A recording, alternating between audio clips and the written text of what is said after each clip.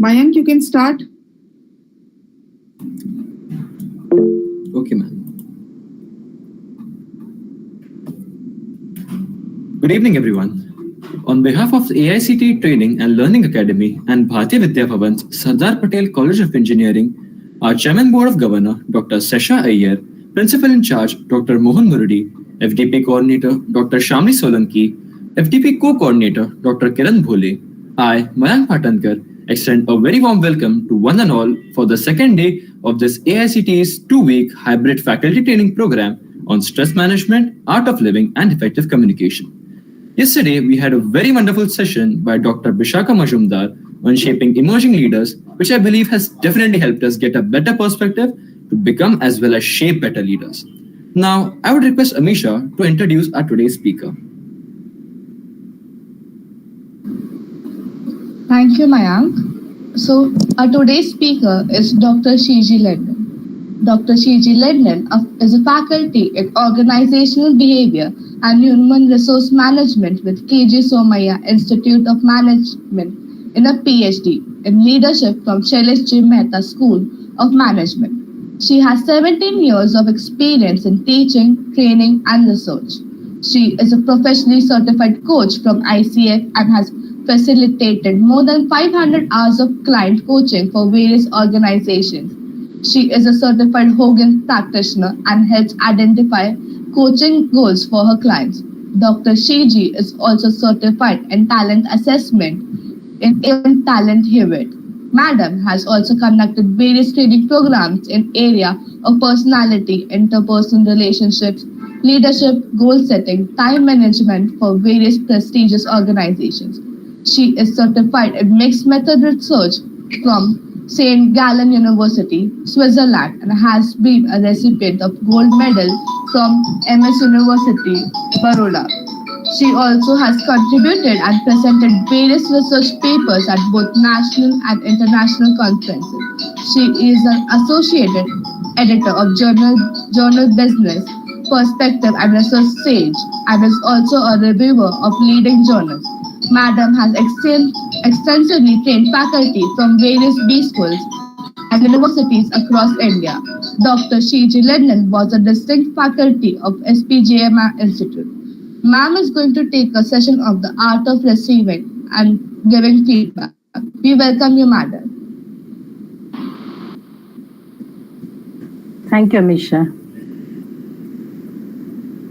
So, can I begin?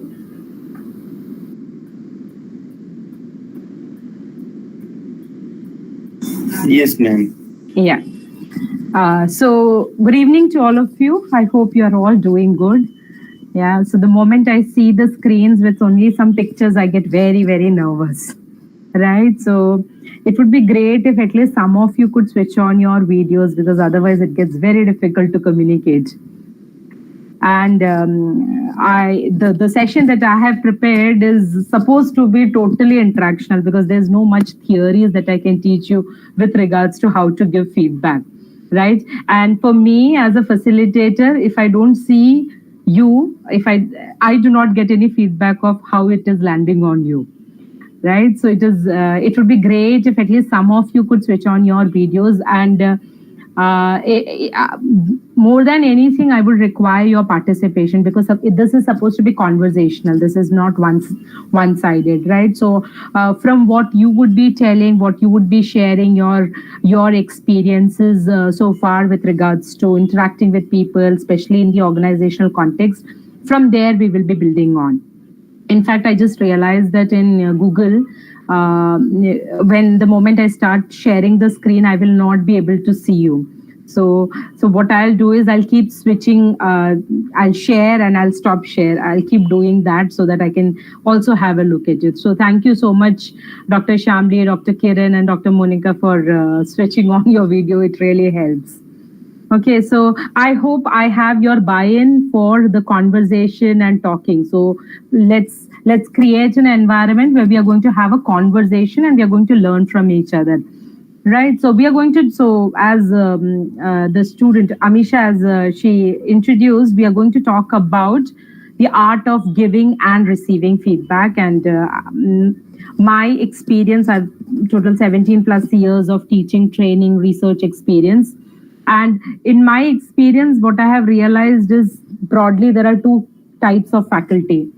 One category of faculty, basically, they would have 1 year of experience repeated 15, 20, 30 years.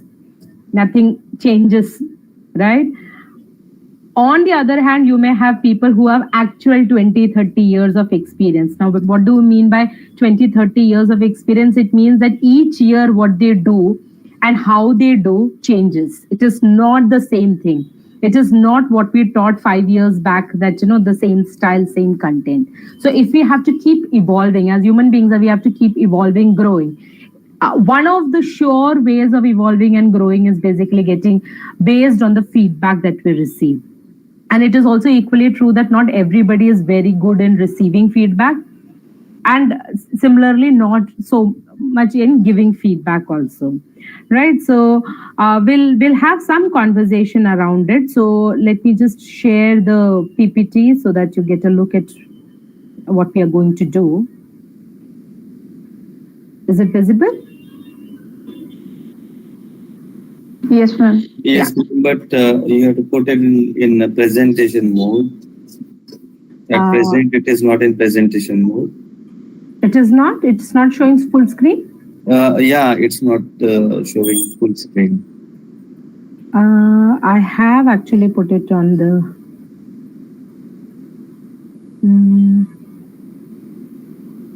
Okay, anyways, let's get started and then we'll see how to go about it, right?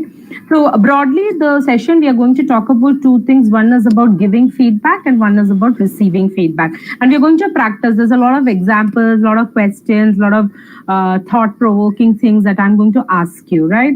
So before getting into anything, understanding what is feedback, we'll know. So very simple definition. It's about a verbal or non-verbal process by which an individual communicates the psychological, physical, or practical effects of another's behavior to that person.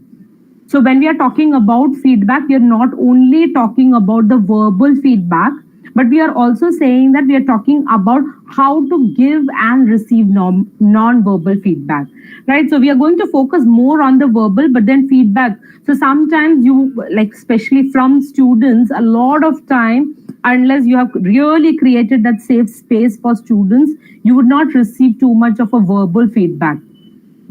Whether what you are teaching, if it is landing on them well, if it is happening well, you will understand it better from the non-verbal. Okay, so when we talk about feedback, I would want to quickly know from you. Okay, let me just stop sharing.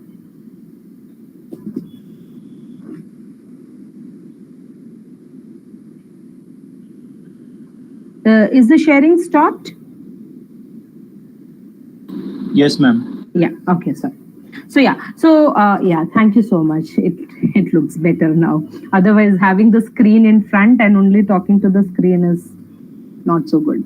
Anyways, so I would want to hear from you. As a faculty, I'm assuming all of us are teaching. So why do you think developing the skill of giving and receiving feedback is important for you?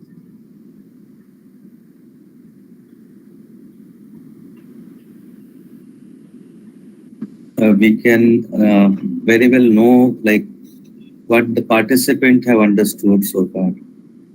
Okay. All right. So we get to understand whether the participants or what the participants have understood. Okay. What else? Also, based on that, we can have our flow of our delivery or the lecture deliveries kind of like. Yeah, so based on the feedback, we can change. So that is one of the, I think, the limitations. I think the moment we shifted to Zoom, many of us, we were finding it difficult because what students a lot of times would not tell you whether it is going on well, whether they are understanding, not understanding. We do not understand, right? But when we are in the classroom and when we see and we get that live feedback, looking at their expressions, whether they seem to be engaged, where there's a question mark, we quickly know whether we have to repeat the stuff or we have to do it differently, we have to bring in an activity or what is to be done. So feedback is important because based on the feedback, you can actually change the course of how you are taking things. Okay, what else? Ma'am, from feedback we also, yeah, please, ma'am. No, go ahead. Monica ma'am, please go ahead. Yeah, ma'am, from feedback we can come to know how expressive a student can be. Okay. Means how he is able to express his views on the topic that I have taught him. Okay, so yeah, based on the feedback, you get some data about the person. The one who is speaking, you get some understanding. You get to know your audience when they speak. Brilliant. Okay. And anyone else? One more person, and then we move forward. To know if you need to modify your communication, yeah. And also, okay, let me just change the question quickly. For you as a faculty, what type or what kind of feedback do you rely on to improve yourself?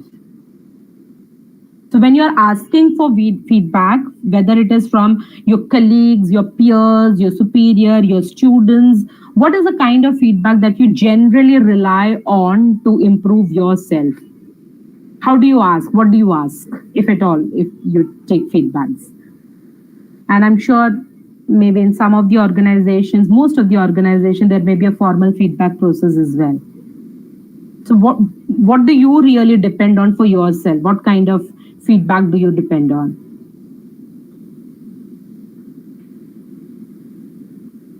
Okay. Class performance also we take into consideration how students are performing in the class, how they are responding, participating. Okay.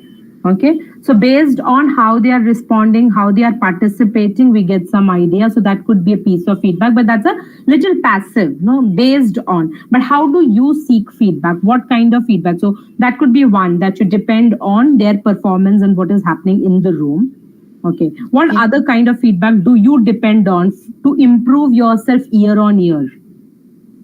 Okay, spontaneous feedback as you're teaching. Some students might tell immediately after the class that, sir, it was today's session was brilliant, or it was very helpful, or it was difficult. That could be, or on paper feedback, yeah. So could you explain what is this on paper? Is it the feedback that is collected by the institute at the end of the semester and shared? Is that, okay, Google form or questionnaire, okay. All right. Any other experience of seeking feedback? Okay, so I'm assuming your institute has a structure in which you are seeking feedback from the students, which they fill, and that comes to you. But apart from this quantitative feedback that comes to you, is there any other way? Or it could be also feedback not essentially from the student. Feedback, it could be feedback from your colleague, feedback from your superiors, your principal, dean, director, whoever. Okay, so because we as teachers, we are not only, our work is not only with students. We are in an ecosystem where there are other people as well.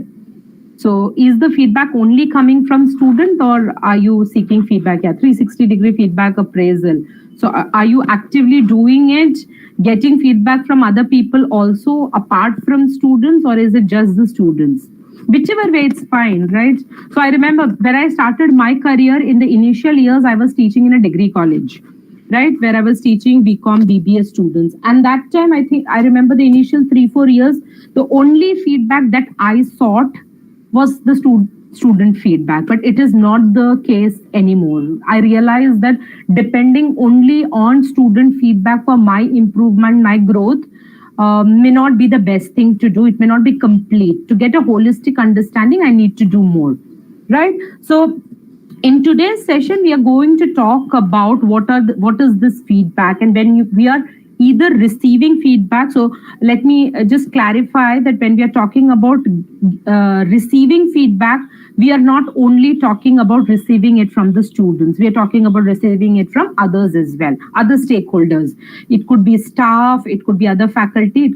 And while giving feedback also, we are talking about how to give feedback to not only to your students. We all work in the institute, so I'm sure there would be, like, for example, you have an organizing committee, so I'm sure there are a couple of faculty working together.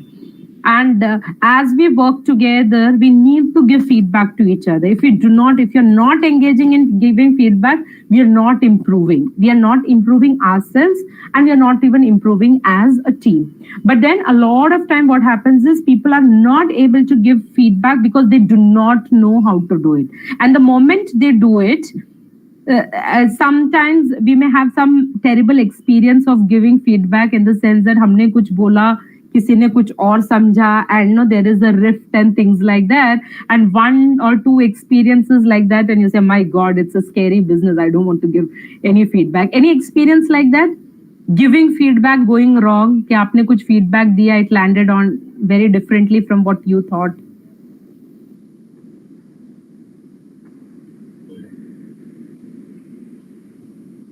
Waiting to hear. Sometimes students take it very personally. Like sometimes you give feedback and they take it personally and they get a little emotional about it. So that's what, some you can't predict the reactions when you give the feedback. Absolutely. So when you are giving feedback, you do not know how the receiver is going to receive it. And as a result, you are not very sure whether the person will be able to handle the feedback that you're giving. And a lot of time we end up in regret. Why did I ever said what I said? No, I should not have said that, and things like that, right? So today we are going to talk all about this. Okay. Again, request as much as possible, please keep your videos on. I wish I was in person and talking to you there. Anyways, let's talk about the feedback. Let's go a little further. And we are saying, so what is feedback and what is not? We are saying feedback is not personal attack. Okay. So one thing while giving feedback and receiving feedback, we have to understand is that whenever we are especially giving feedback, we are not attacking the person. We are not making any comments about the person saying you are this, right? So what we are trying to do, so I'll explain to you how do we go about it, but we very clearly we are not attacking the individual and kind of labeling the person saying that you are this. And similarly, when we are talking about feedback, it may not be the right way of giving feedback where we are only criticizing the individual. If after the program, say for example, after today's session, you give the feedback to Dr. Shamli saying that what a waste of time it was. No, I could have done something better in this time, this blah, blah, blah. Only criticism, it may not be really helpful, right? So we are not saying, I'm not saying that criticism cannot be, it is definitely part of feedback, but the criticism alone may not work really well. So what is feedback? So we are saying feedback, it is praise and constructive criticism. So you're talking about what went right, and you're also talking about what could be done better, right? You're giving criticism that suggests a solution. So just saying this was not right is not good enough. You have to talk about what could be an alternate way. What could be a better way of doing it? You have to suggest a solution. That's when it becomes constructive. And we are saying an effective feedback is something which gives an opportunity for growth to the person to whom the feedback is offered. Okay, so if we termed it as audit in our institutions, okay. Like we invite the experts and then they analyze all those things, our assessment, our question paper, and we called it as an audit. So you mean to say that as feedback, right? You call it as audit. Okay, but I'm not sure. So when you talk about audit, it is only about the program or the course, or is it also about self? About? It is about our assessment, about question paper, and all sort of other things. Like, related to the course which we teach. Got it. So Dr. Kiran, what I understand is that when you are taking feedback, so that's the feedback for the process. That's the feedback for the structural things that you have in place. But you as a faculty, Dr. Kiran as a faculty also need to get feedback. Yeah. So feedback for the program, feedback for the processes can be possible through such structures or through such mechanism where you have external people, the experts coming in, they looking at the syllabus, the question paper, the assignments, and commenting on it. But that is for the overall program. That's not just for Dr. Kiran, that is for, say, 10 other people who are teaching the same course across different batches. Right? But then, suppose there are two people doing it, they will always have different ways of doing it. So when we are talking about feedback, feedback could be related to the course that you are delivering, how you are delivering. It could be related to how you are as a person to work with. Like, for example, now I understand that, okay, Dr. Shamle, Dr. Kiran, you're all part of the organizing team. At the end of it, all of you who are working in the same team, you have some experience of what went right, what is good about working with you, what were the difficulties. That could also can be converted into a feedback, because next time when you're working in a committee, I'm sure all of us want to be a better version of ourselves. Maybe the challenges that people had because of our styles, you would want to really work on it the next time. And how is it that we will get to know about it unless somebody gives it? Right? So I keep telling this to my students and everyone I meet, especially in the context of feedback. I keep saying that feedback is a gift. If somebody is giving you a feedback, please accept it as a gift. Right? So whenever we get a gift, no matter how big or small it is, how do we receive it? We receive it with a lot of joy. Okay? Even if after opening the gift, you may be a little disappointed, saying that, ye to mere paas pehle se hai, but while receiving, you receive it with joy, right? Because you also want to make the other person comfortable. A lot of times, I have heard, like some faculty colleague that I have, people have a lot of feedback to give, but they say, nahi, yaar, isko nahi bol sakte. Because the moment you give a feedback to this person, the person starts attacking you. Right? So therefore, we are going to talk about, so we're saying that a feedback, as I was sharing, saying that feedback is also opportunity for growth. Right? So that means, what are we saying? We are saying that the person should, based on the feedback, the person should get an opportunity to work on self. It should be helping the other individual to become better. Right? So let's go back to the presentation.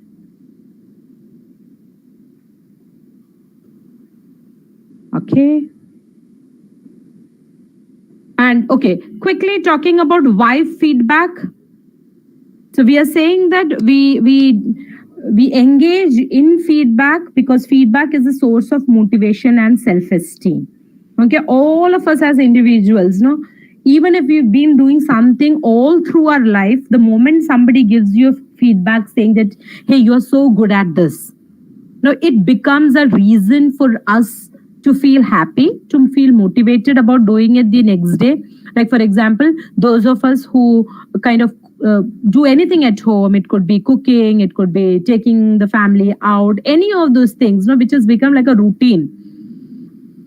A lot of times, which is also taken for granted. But the day you get a feedback saying that, hey, today what you did or today what you cooked was nice, it instantly gives you an energy to do. And it also a feel good factor. No, it also gives you some way of looking at yourself and feel happy about what you are. I'm sure all of you have a lot of experience, people who have been teaching for many years, but every single time a student comes and tells you that, sir or ma'am, the course that you taught, it was so well taught, it helped me, we all feel good about ourselves. We all feel that, okay, remaining in academics or being an academician is a good thing. It's a good choice that I have made. Right?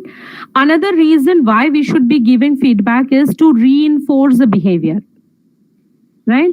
So what it means by reinforcing a behavior basically means that sometimes some people are very good with certain things, but they do not know it. Right? So, like, for example, you are, say, for example, you are a very good organizer, and you organize some activity for your student community, for your faculty colleague, and everybody feels that, the way you do it, nobody else can do it. But you never got this as a feedback from people. People think about it like that, about you like that, but they have never told you, and you never knew that this is what everybody else around you appreciate about you. chances of you stop doing it is very, very high. You understand what I'm saying? Like, for example, when I go to the class, most of my lectures, I have some activity planned, some role play, some, because I am a teacher of behavior, human behavior, leadership, human resource management. These are the subjects that I teach. So the courses that I teach, activities comes very naturally, some games activities. Now, I remember in the initial days, I was doing it. I did not know that that was the USP of my teaching, and students really loved it. Nobody told me, and then one particular batch, I did not do it at all. Right? Why did I stop doing it? Because I never got it as a feedback that that is something that is, something that everybody really enjoyed. Now, you as a manager, you as a teacher, like for example, if you have a student in your class who you really appreciate for his or her diligence, you feel that, okay, it may not be the most brilliant student in the class, but somebody who is always in class before time, or somebody who does, it's important for us to tell that kid that, okay, this is what is something which is really, really good about you. The moment you tell that, the next day, that would be a reinforcer for that student to do it again.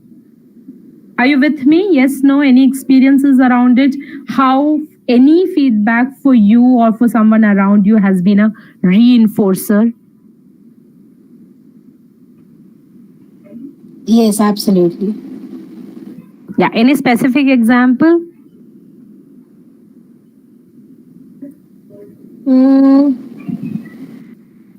I can think of something maybe.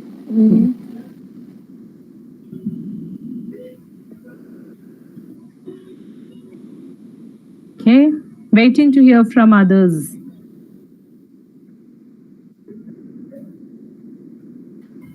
Okay, so let me just put up a question for you. Okay, and here I would want to hear from as many people as possible, because this is going to really kind of make you think and going to help me. Okay, so let's look at this question.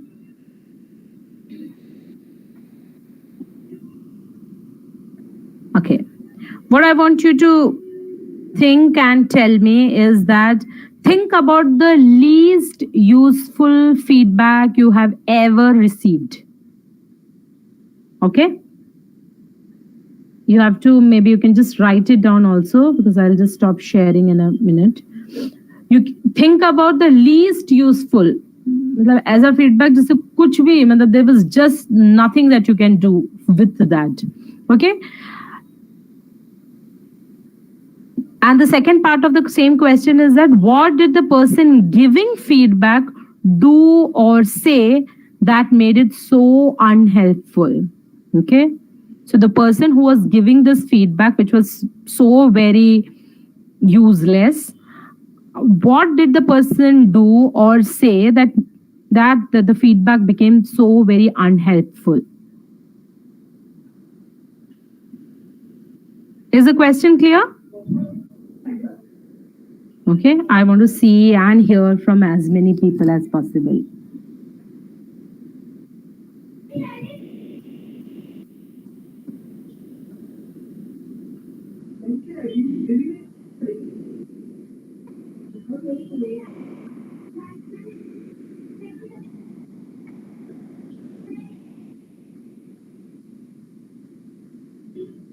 Saying good or bad without explaining the reason as much as possible. If it is possible, it would be great if you could also speak, so that we can have a conversation instead of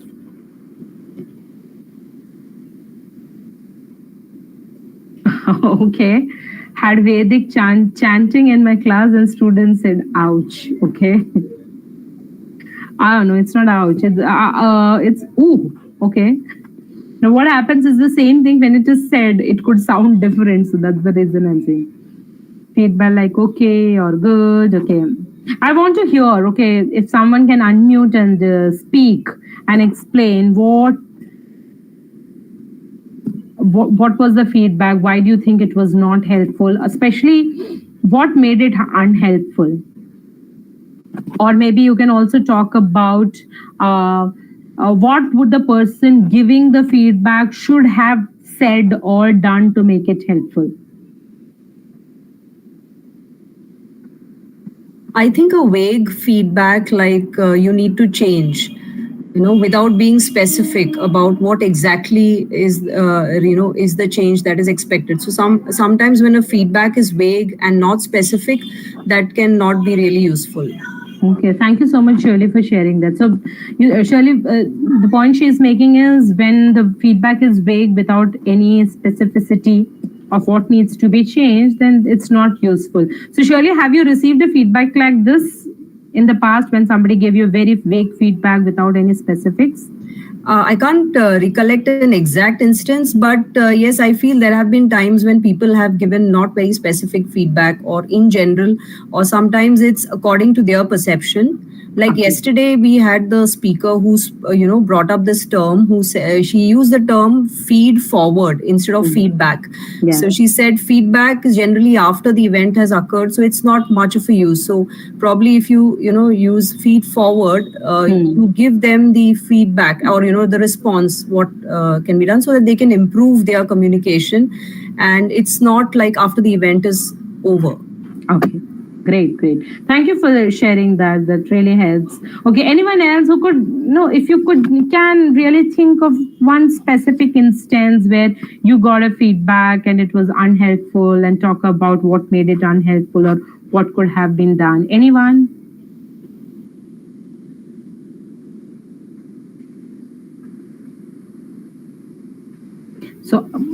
So the possibilities that I have in front of me is possibly either you are receiving only good positive feedback or you are receiving no feedback.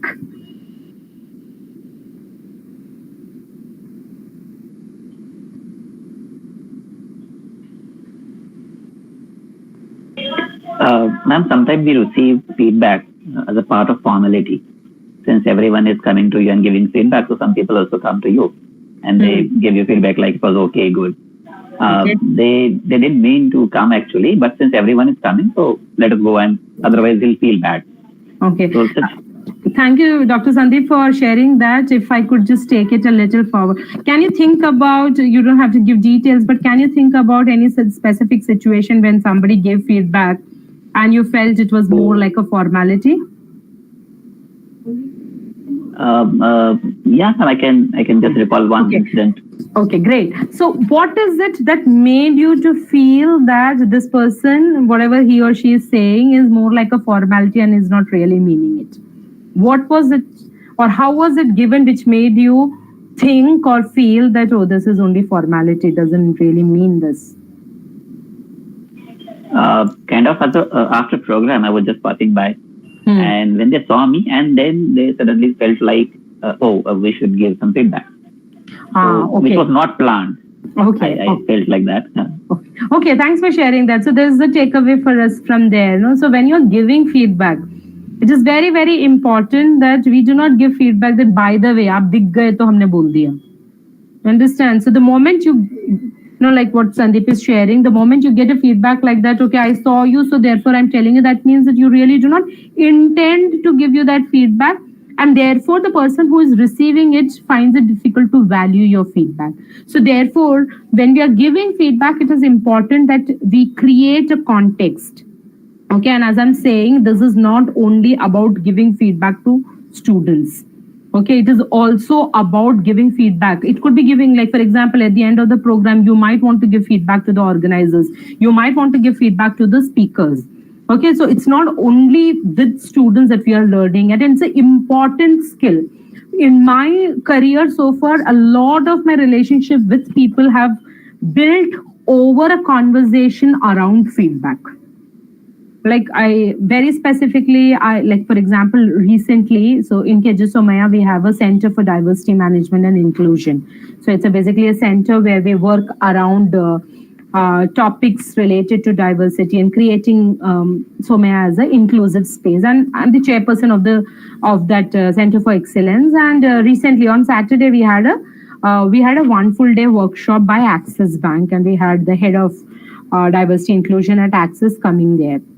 So the workshop went on, and during the break, was having a conversation, and I gave a feedback in terms of what I understood, what are the pieces. So there was some feedback that went from my side to the organization, the organizers, not the organizer, the speakers. And from there, we had a conversation which went on to an opportunity, in terms of something that we would want to pursue to do together. Okay, it all started with me giving a feedback. So do not look at feedback as only something that we are going to engage with our students, more especially with the stakeholders outside, right? Outside the room. All right. So we realize that giving feedback is not, giving and receiving feedback is not very easy. It's not as easy, especially when you want to be really effective. ऐसे बोलने के लिए तो कुछ भी feedback दे सकते हैं, good, bad, average, or but if good feedback basically means, or effective feedback basically means that it helps the other person or it helps you to grow further. And okay.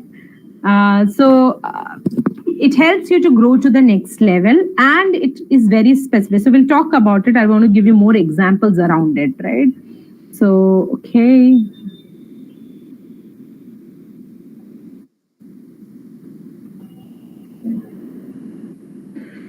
Okay, so we are going to now quickly get into while giving feedback, how to give effective feedback.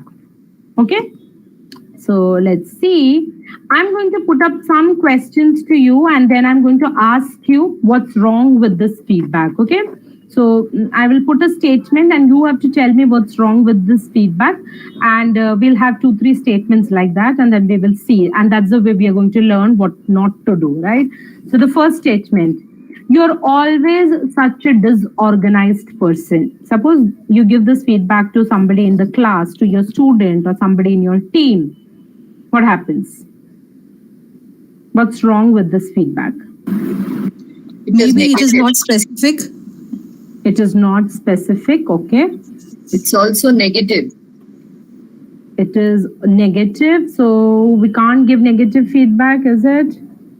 Probably the first time it is given, it can be a little sugar-coated. Can you be a little more organized? Okay, so you're making a request there. Can you be a little more organized? Okay. Anyone else? Why do you think what's wrong with this feedback? You are always... When you say always, it's like you're labeling the person. Absolutely. So the person will get defensive and will try to justify because he doesn't want to be portrayed as such a kind of a person. Yeah, thank you so much for sharing that. So I always say this, that whenever we are giving feedback to other person, it is very important that we try as much, and as part of our habit, as part of our conditioning, we'll keep repeating this, but we have to be mindful that we do not use the word always, never. Now, you are never on time. I can never rely on you. You're always so late. You're always so disorganized. No, you have basically, like what Shirley is saying, you have labeled that person, and there is no hope for that person to make any improvement. And so very often, forget about students and our professional relationships. So very often in our own families, we use this word so often, and I keep correcting myself. I've told my children that every time I tell you, you are always like this, or you never do this, or something like that, please correct me. And I realize that it just happens, and you don't even realize. Yeah, so you don't want to put a rider there and label the person, give no hope to that person for an improvement. So yeah, so always is a big problem in that statement. What else? Why do you think that's not a good feedback? You are always such a disorganized person. Any other comments on that?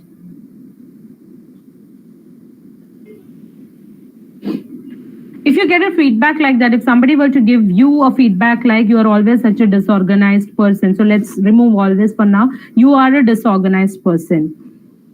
How will it help you? Tell me. Will it help? How will it help?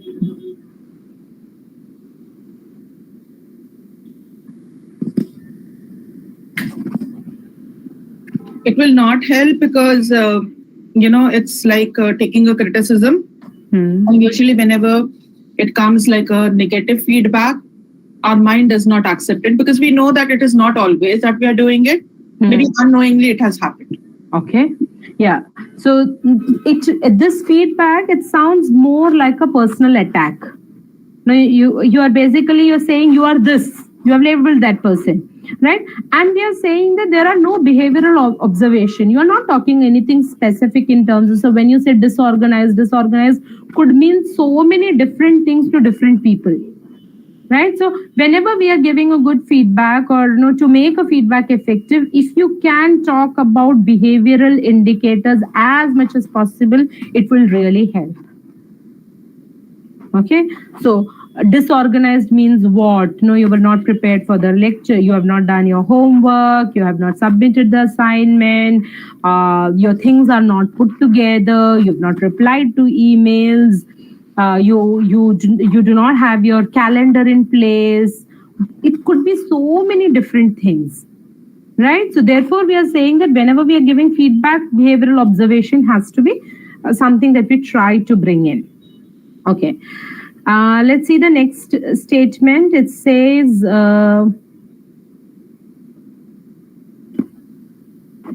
you are making me look bad. Okay, if somebody were to tell you that you are making me look bad, why is it not what's wrong with this feedback? It's a very accusatory statement. It is accusatory. Okay, so person again gets defensive. The person again gets defensive. It's a clear accusation. No, you're talking about you are making me. So you are not taking any responsibility for self, and you're talking about it's because of you that I look bad. No, you are making me look bad. So again, it's more like a self-serving command. The focus, whenever we are giving feedback, the focus has to be on the other person. Vis-a-vis, the onus of feelings are on you. Okay, so that means when you're talking about feedback, you are trying to, it's a help that you're giving other person to improve. Okay, and again, as I said for the previous statement, here again, there are no behavioral observation. What are you talking? No, what does it mean? What did I do? What is it that I haven't done? So you have to be more, so this has to be more specific. And whenever we are giving feedback, if the feedback can be related to some other business or some other outcome, it would be helpful. I'll talk about it in a while. Let's go to the third statement. If you were to say this, or somebody, your boss, your principal, your dean tells you this, I need you to work better with others. Okay?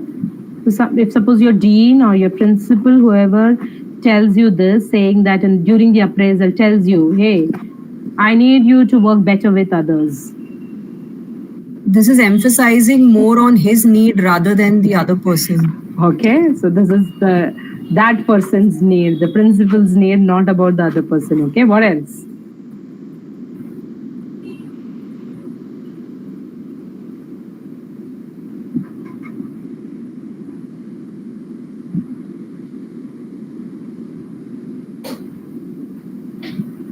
Maybe again it is, a demeaning sort of a feedback to somebody, wherein they are made to feel or believe that they are not a good team player or they don't know how to work with others. Okay. I also somewhere feel that, feedback is also very closely associated to feedback.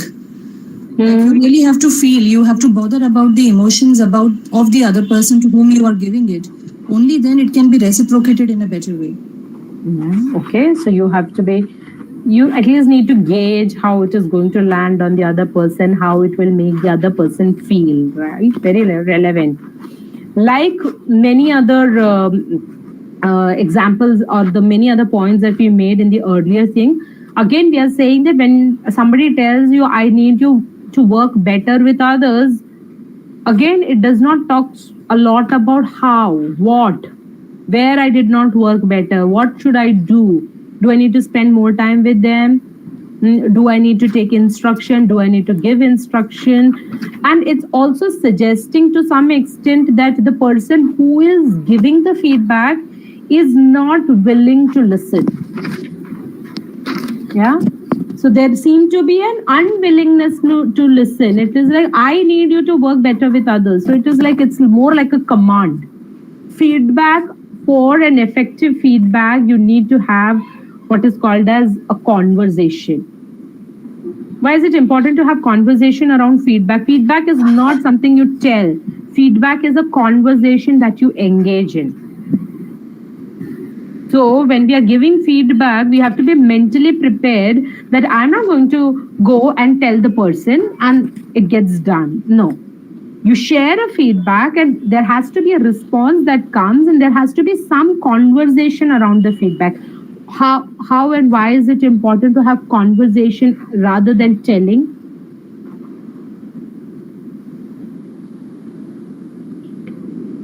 It shows that you're considerate towards the other person. It shows you are considerate. It's a two-way process. Yeah. Wherein you involve the other person and just not one-sided. Absolutely. Anything else? You want the person to change for the better. You want the person to change for the better, okay? Bilas sir, you need to unmute yourself because I think you're trying to speak.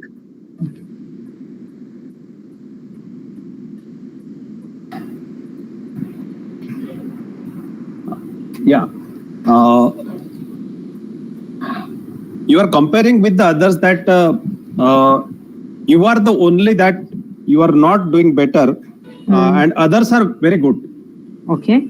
So you get a sense that others are good, you have a problem, that thing, that feedback, leaves you with that feeling. Okay. Talking about the conversation, we are saying that the moment you're willing to have a conversation around feedback, it shifts the focus. It is no more a judgment that you have. You understand?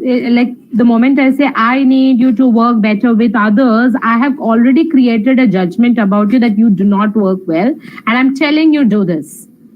The moment you convert this entire piece as a conversation saying that I have observed an XYZ and you give the feedback, what do you want to say? How do you create a space where the person is giving you a response to that?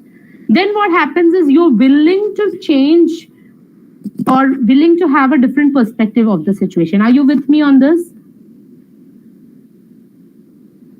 Yes, ma'am. Yeah. A lot of what I do, I feel that a lot of its application is not just at school or in college or the place where we work. It's also at home. I just remember yesterday having a conversation with my son. I was telling him, and I kept on saying, a lot of things, and suddenly I realized that, all the things that we teach and train, and it's not happening that same way. And I suddenly I realized that okay, there's too much of telling that is happening. And I said, okay, what do you have to say? And then immediately I said, you have already made me feel that whatever I've done or whatever the way I'm doing is not right. Then I corrected myself and I said, no, this is what I thought, but I'm sure you have a reason for what you are doing. And I want to hear from you. And the moment then the energy shifted. The complete energy shifted from me standing in judgment of what he is doing to kind of creating a space where we are understanding. And the moment he saw me understanding, he himself started taking responsibility for things and say, yeah, I did it with this intent, but I get what you are saying, and kind of, coming to his own conclusion of what could have been done differently. Are you with me on this? About having a conversation around feedback and not just calling a person, giving the feedback and finishing it there. Yes. Yeah? Yes, that pointedness becomes, that point sharpness becomes less if we start conversation. Yeah, and it is, again, I keep telling this is when we say conversation, it's not just for the sake of conversation, really having that intent that possibly I'm missing something. And maybe this conversation is going to help me to look at it in a different perspective. So it's not just about saying, let's have a conversation. It is also having an intent there that, okay, let me also understand from what is happening. Where is it landing, etc., etc. Okay, let's go forward. And I have a couple of statements where you have to tell me. Okay.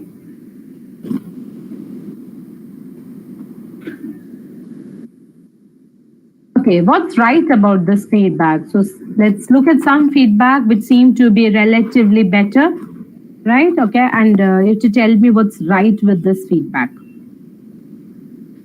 I appreciate how you have managed your time. It helps the team to stay on track. Now, what's right with this feedback?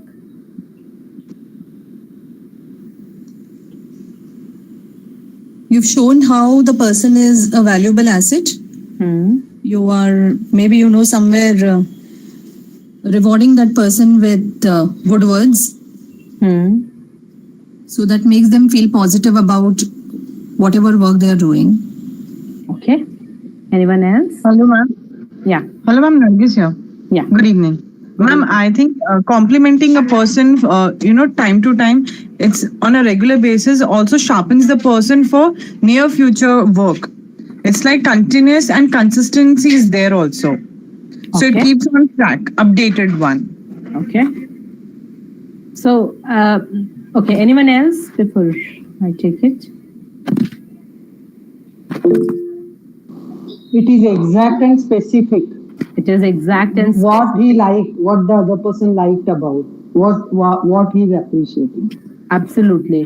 So this feedback, it is very specific in terms of what is it that you appreciate. It's not just saying that I appreciate the way you were or I appreciate your contribution. It is very specific. What is it that you appreciate? It's like I appreciate how you manage your time.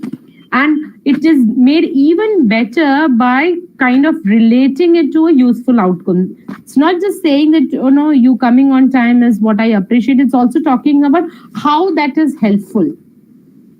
Now, why coming on time is critical. Okay, so it is basically connecting it to an outcome.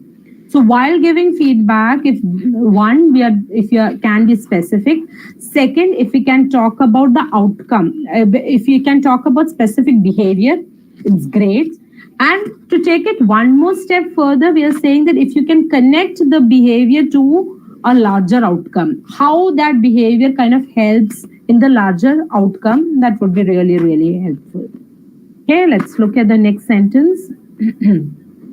When you came 10 minutes late to our meeting, everyone else had to wait while we briefed you on what had already happened. So what's right about this feedback?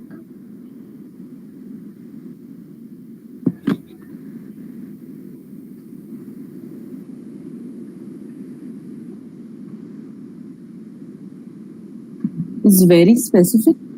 It is very specific.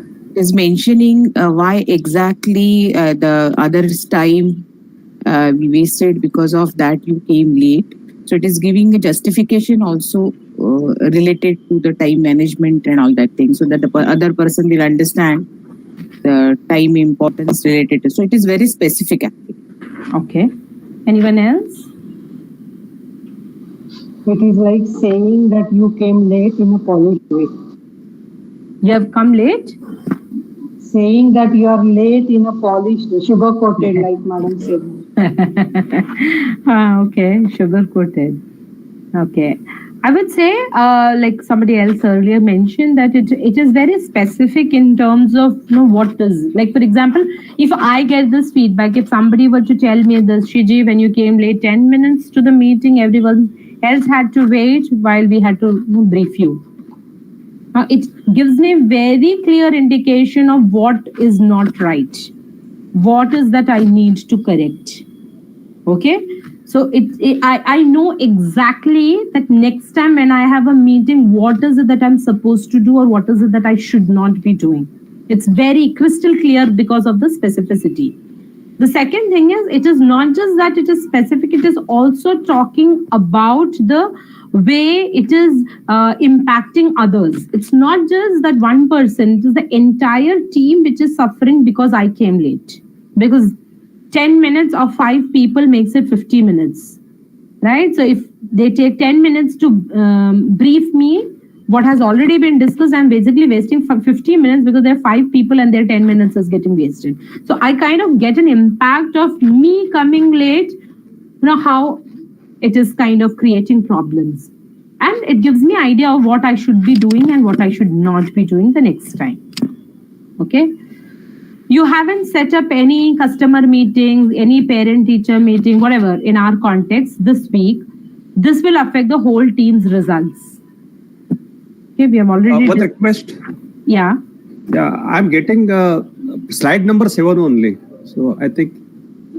Yes, slide hasn't changed. Yes. Yeah. It was on a still, it is on a wrong questions. Find out the wrong. Yeah.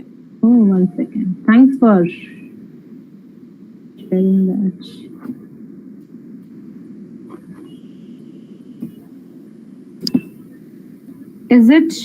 Which is the slide that you see now? Right now, there is no slide. There's no not seeing any slide. Oh, okay.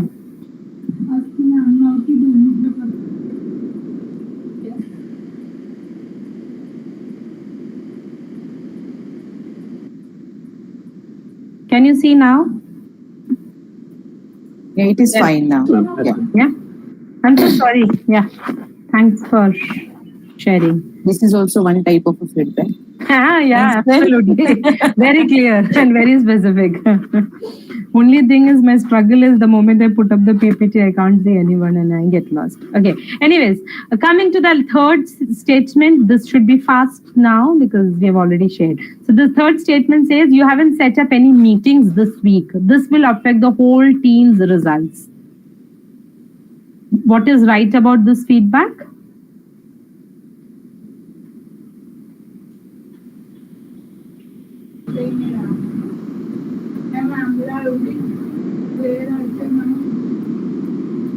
What is right about this feedback when you're telling your team member that you haven't set up a meeting, or you're telling your subordinate you haven't done this thing and this is going to affect the whole team's result? Because it's in the lab. Could you repeat? Yeah.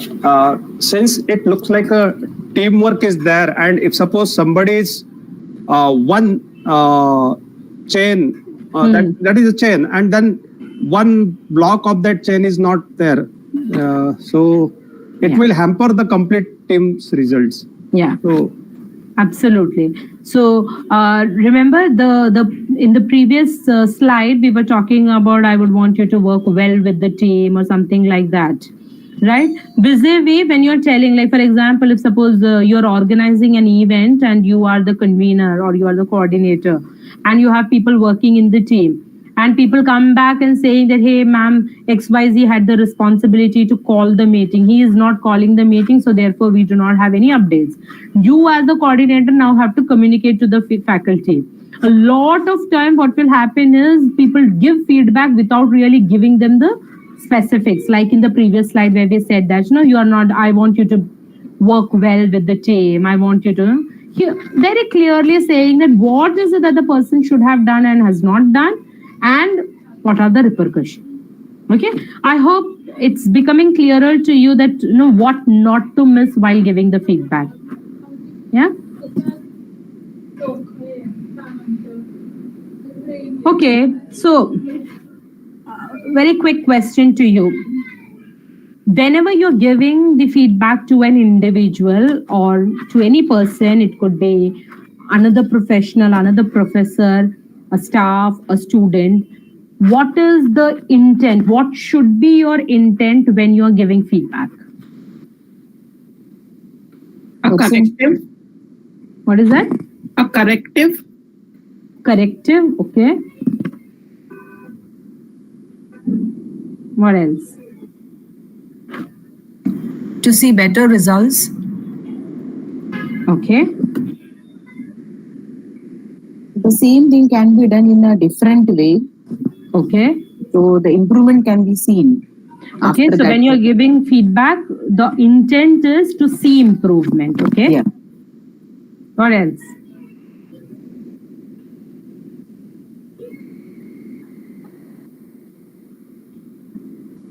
Anything else? So we are saying that whenever we are giving feedback, two clear objective. One, we give feedback with an objective of seeing a shift in the behavior. When you want to see some change, you're seeing something and you're seeing that it is not working. Okay, some student in the classroom, a faculty colleague, somebody in the staff is doing something which is not working. It is creating problem for you. It is creating difficulties for you, and you want some change in the behavior. Okay, so you are giving. So you need to know, whenever we are giving feedback, you need to know, why am I giving feedback? What is the kind of shift in the behavior that I want to see? Okay, that's the first intent. Or the other intent would be, keep doing what you are doing. Okay, you see something good, and this is the second one, is something which I see most of the time we do not give feedback. Many of us, we engage in feedback when we see something is going wrong, because it is inevitable and it makes us feel bad, miserable, angry. We talk about it. But very, very rarely do I see people engaging in feedback when things are going right. I want to hear examples from you. I'm sure there are a lot of examples where we gave feedback with some other intent. Yes, ma'am. In our institute, if someone has backed some kind of a course, like I just got the ATAL FDP, or someone has got a project or something, then there's a feedback from everyone. Congratulations, congratulations, congratulations. Right. So that is a kind of a positive feedback that is coming. But then there are also people, those who do not get involved into this congratulations feedback. There are also people, those who only get into the negative, feedback, where they're just going to pinpoint what has not been done and how it has not been done. Okay. Yeah. So yeah, as I said, that the tendency is usually that when things are not going right, you want to give a feedback. And also, when you're giving feedback, the intent is not right in place. Are we giving feedback to criticize a person? Then it's not going to work. Or are we giving feedback to make something better? Okay, so we are saying that we as individuals, we become ineffective when we are giving feedback only with the objective of criticizing. The intent has to be right, that, okay, let me say that, okay, I've seen your program schedule and it looks nice, but, if instead of this, if you could add this also, this is how it will help. Now you're giving very clear feedback. You're not saying that, oh, the schedule looks terrible or the content looks terrible. You are saying that maybe this is what is required for our group. Maybe if you could add this, or if you could tweak this a little bit. Now, a lot of times the feedback is not given to improve. It is not given to appreciate. It is only given to express our feelings. A lot of times, which is negative. And that's where it fails, right? So if you're giving feedback only with the objective of criticizing an individual, without really, so that's what I'm saying, that whenever we are giving feedback, the first thing you have to check with yourself, the intent is very, very important. And for me, this is the crux of feedback. What is the place that I'm coming from? Now, this could be as a colleague, it could also be as a teacher. Now, as teachers also, we have our own very, very strong judgments about students. The student is good for nothing. The student is great. The student cannot do. He's a lousy guy. She's a lousy guy. And very often we want to give feedback from a space of frustration. Okay. What I'm trying to tell you is that when we are engaging that kind of feedback, it is not going to help the person, the student, nor is it going to help us. Certainly. Okay, feedback is also a way of you to build relationships. Okay, even when critical feedback comes, it is also a way of telling you that I care for you and therefore I'm telling you this. Now, I have received, I remember a lot of times I have received very critical feedback from some faculty colleague. When I received it, of course, it didn't, at that moment, it didn't leave me with very positive feelings. I felt, oh my God, this is how I've messed it up. Oh my God, I should not have this. The kind of the negative thoughts that you get. But then when I really looked into it, really give it a thought, I realized that I'm so glad somebody came and told me this. I get scared thinking that if nobody would have told me this, what a mess I would have created. You understand? So I was able to see the intent with which the feedback was given, which was basically correction, that this is not the way to do, or this is perhaps, whatever it was. So because I was able to see the intent, it really led to a relationship, where I went back to the person saying that I really thanked, I said that I'm glad nobody said, but you told me this, and therefore I could make an improvement. Okay, and let me tell you this, as faculty, as in any field, not just as faculty, I think our effectiveness to a large extent also depends upon our ability to build interpersonal relationship, our ability to connect with people, our ability to work with people. And a large part of it can come from how we engage in giving feedback. Okay. Also, let's just taking it to the second part of why do we give feedback. We are saying that we give feedback to kind of help or tell the person to keep doing what they are doing. Okay. How often do we do this? If you do this, can you share a little about it? If you're not doing it, what stops you from giving feedback? Now, here I'm not only talking about congratulations, I'm talking about giving feedback very specific, that hey, you are doing this and no, you do this so well, or no, what you did was really helpful. Okay, so if you could share about how you giving a positive feedback, which is about what is working well, has helped you or the other person, or if you think you are not able to do that, what stops you?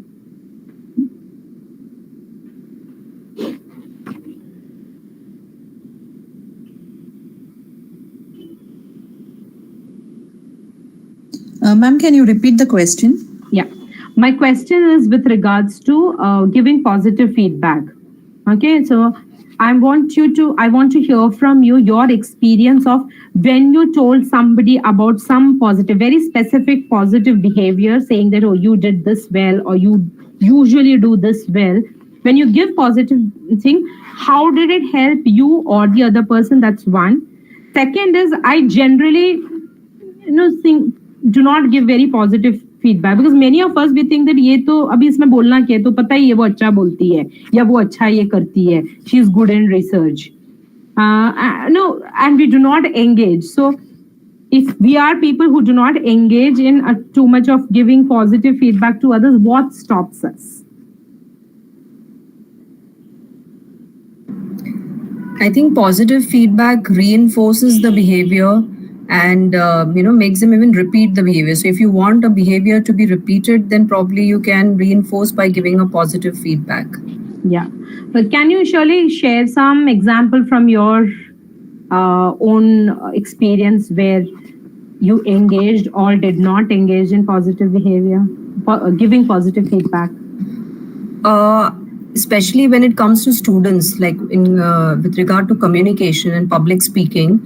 So students have a lot of apprehensions and self-doubts.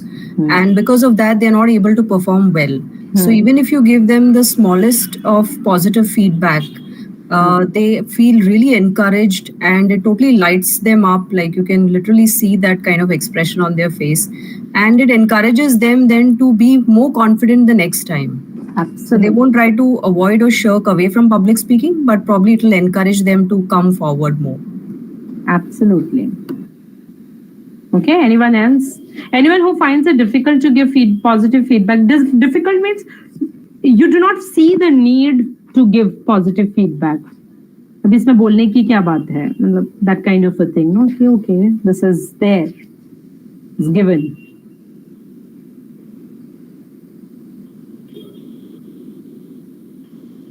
I think that happens with our family, because that's the place where we really feel there's no need to say so many things. Sometimes you appreciate them in the mind, but it doesn't really come out verbally. We are kind of taken for granted.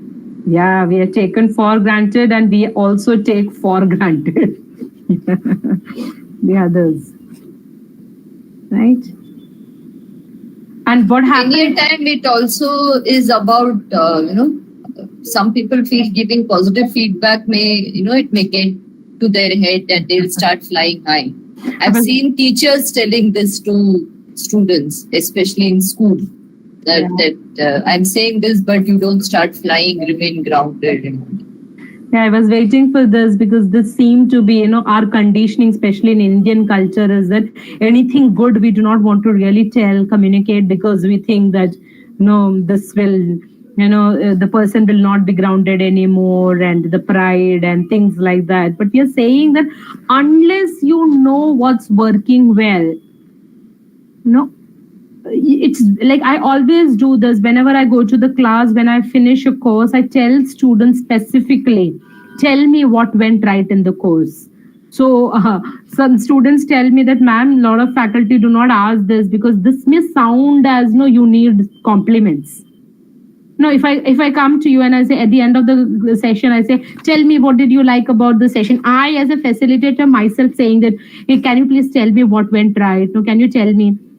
Many people would not want to do that because the fear is how will I be perceived, right? If I ask, people will think that, oh, she wants compliments and therefore she's asking. Are you with me on this? Yes or no? Yes, absolutely. Yeah, so that stops. But I personally feel if I do not know what I'm doing well, what is working for me, how would I know what to continue and what to discontinue? Yeah. So every batch that I teach, I go back to the class, irrespective of what they will think about me. I keep asking them, and I want that from them this in writing. I ask them, I'll tell you how I take feedback from my students. But then I ask for very specifically what is working well. What do they think is the best thing about the course? And when in a class of 60, there are like 30, 40, 50 people talking about the same thing, you know that this is like a non-negotiable. You have to keep doing this thing. This is like what is working well. Like I remember the subject that I teach to the first years in MBA, I teach a subject, organizational behavior, which is heavily theory based. So we do a lot of activities, but by the end of it, students remember the activities, they forget the theory. Right? That's the downside of doing too much of activities. But then 1 year, I don't know, it was not a planned thing, but I realized we have 3-hour sessions. So initial 15 minutes, I used to engage in asking students. Now, how I used to ask students is that I do not want to, I know who knows or who keep reading, who are the ones who will come without reading, etc. So I would just randomly call out roll number. No, it's like cold calling. I'll just call out 57. So whoever is 57 has to respond. And it's a quick revision of what was done in the previous class. Now, this was absolutely unplanned. And I did it for this one batch, and the end of the batch, what went right, and they all, almost 80-90% of them kept saying that, ma'am, the revision that you did really helped us to. In my, at least this was almost, I think, 5-7 years back. So that I'd already finished teaching for 10-12 years by then, and I'd never done that. But when I saw that this is something that's where students found value, no, I started repeating it. Now, how would I know what to repeat, what not to repeat, until somebody tells me that, hey, this is what you're doing, which is really good. Okay, so it is important not just to give, but also to seek. As when you're doing something, sometimes, that false humility, what will people think of? But then it's a good idea to check. So 2 things that I'm sharing, whenever you're giving feedback, please check for your own intent. Why am I? If you have any other intent apart from helping the individual to improve or to help the person to know that what to repeat, apart from these 2, if you have any other intent, you may want to wait, relook, and see, are you kind of manipulating things under the context or pretext of giving feedback. Okay, shall we go forward?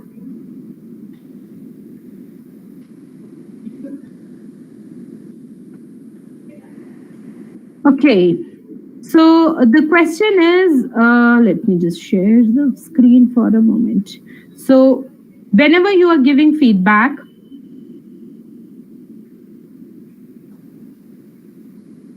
is the screen visible? Yes. And what do you see on the screen, just to check if it's the right screen? Why to give feedback? Okay. Why to give feedback? All right. So the next question is how people respond to negative feedback. Okay, I think I'll just stop sharing. I want you to talk from your own experience. When you give feedback, negative feedback, how do people respond to that? From your experience. They get defensive. People get defensive, okay. Also, somewhere, I feel that they also avoid the person who has given them that feedback. In future? Yeah, for all encounters. Okay, so yeah, so suppose I give Sometimes negative it may feedback to Smita. demotivate that person. What is Sometimes it may demotivate that person. It may demotivate that person, okay. Okay. Okay, but how do they respond in that moment? From their facial expression, we can understand that they are a little demotivated. Okay. They won't show that much, but from the facial expression, we can understand that little bit. Okay. What else? Sometimes they wait what we exactly mention at that time, and then the next question. Some students, they ask next question like, "What exactly went wrong, ma'am? What exactly I should do to improve?" But some they went and they will not come again. Okay. Like, ma'am is So saying that if they are asking you what exactly went wrong, that means that in the first place the feedback was not very specific. very Therefore, specific. they are. Yes. Okay, but then also means that if they are asking you question, that means they are willing to engage. Yes. And they want to do something around it, right? Okay. What else? Okay, let me just change the question because it's very easy to talk for others. Yeah. So how do you respond when you get a negative feedback? How I wish I could see some of you here. The response depends on, the tone in which the feedback is given. Okay. So can you be a little more specific, Shirley? How do you respond to feedback? Maybe you can, if the tone is whatever, whichever way. So if somebody has spoken in a sarcastic tone or in a very negative or accusatory tone, automatically I think my first reaction would be to defend myself. Okay. And if it's given in a constructive manner, I would be more open to receive it. Okay. So how Shirley will respond to a negative feedback would depend upon how she understands the person's intent. If it is of accusation, immediately you would want to defend. If it is constructive, you would want to engage to know more. Okay. Okay. To others, how do you receive negative feedback? How do you respond? Yeah. May I, ma'am? Yeah, sure. Take out two attributes as such. One can be empathy, what the other person exactly wants us to see and put us into that shoes. And one can be resilient. Yeah, go on saying. I will just say, take out what is good. Okay. Just ignore the bad part of it. Thank you. Okay. I think I would become, more emotional. Okay. Yeah, each of us, we are going to respond differently. Yeah. So for some of us, like Joseph is saying, very, very resilient, can absorb. Samantha is saying that, okay, I can become very emotional, ability to handle, especially at that moment, okay. So then what happens to you, Smita, when you get emotional? Maybe, it may lead to some sort of self-introspection if I'm in a mood for self-introspection, or it can also lead to arguments and self-defensiveness. Okay, arguments, self-defensiveness, okay. Anyone else? I would listen to the feedback and try to analyze the entire situation. And I would also go back and look at, what went wrong. Okay. So I would really sit and watch the action why I got this kind of a feedback. Okay. And surely I'll try to improve also. I'll try to take it. I'll try to understand it, why this feedback was there. Okay, great. So there are all of us. We have different ways of giving feedback, right? Or how ways of receiving feedback, right?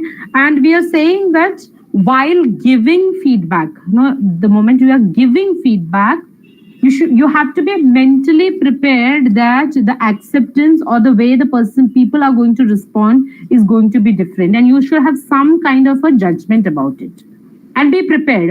So like what Smita said, some people can become very emotional, some people can become very resilient, some can become very defensive, they can become they kind of take it as an attack on themselves, and they will get into an argument saying that, no, how can you say like that, how can you, even students for that matter, so a lot of times they can be very, very self-defensive, in the sense that because it is perceived as an attack, and therefore as a human need to protect ourselves and give it back.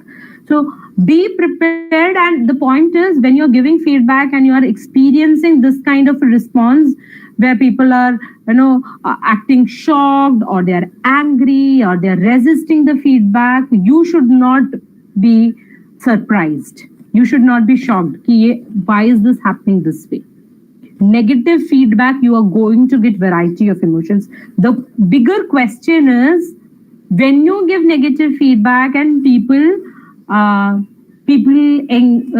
get shocked or angry or self-defensive, what happens to you?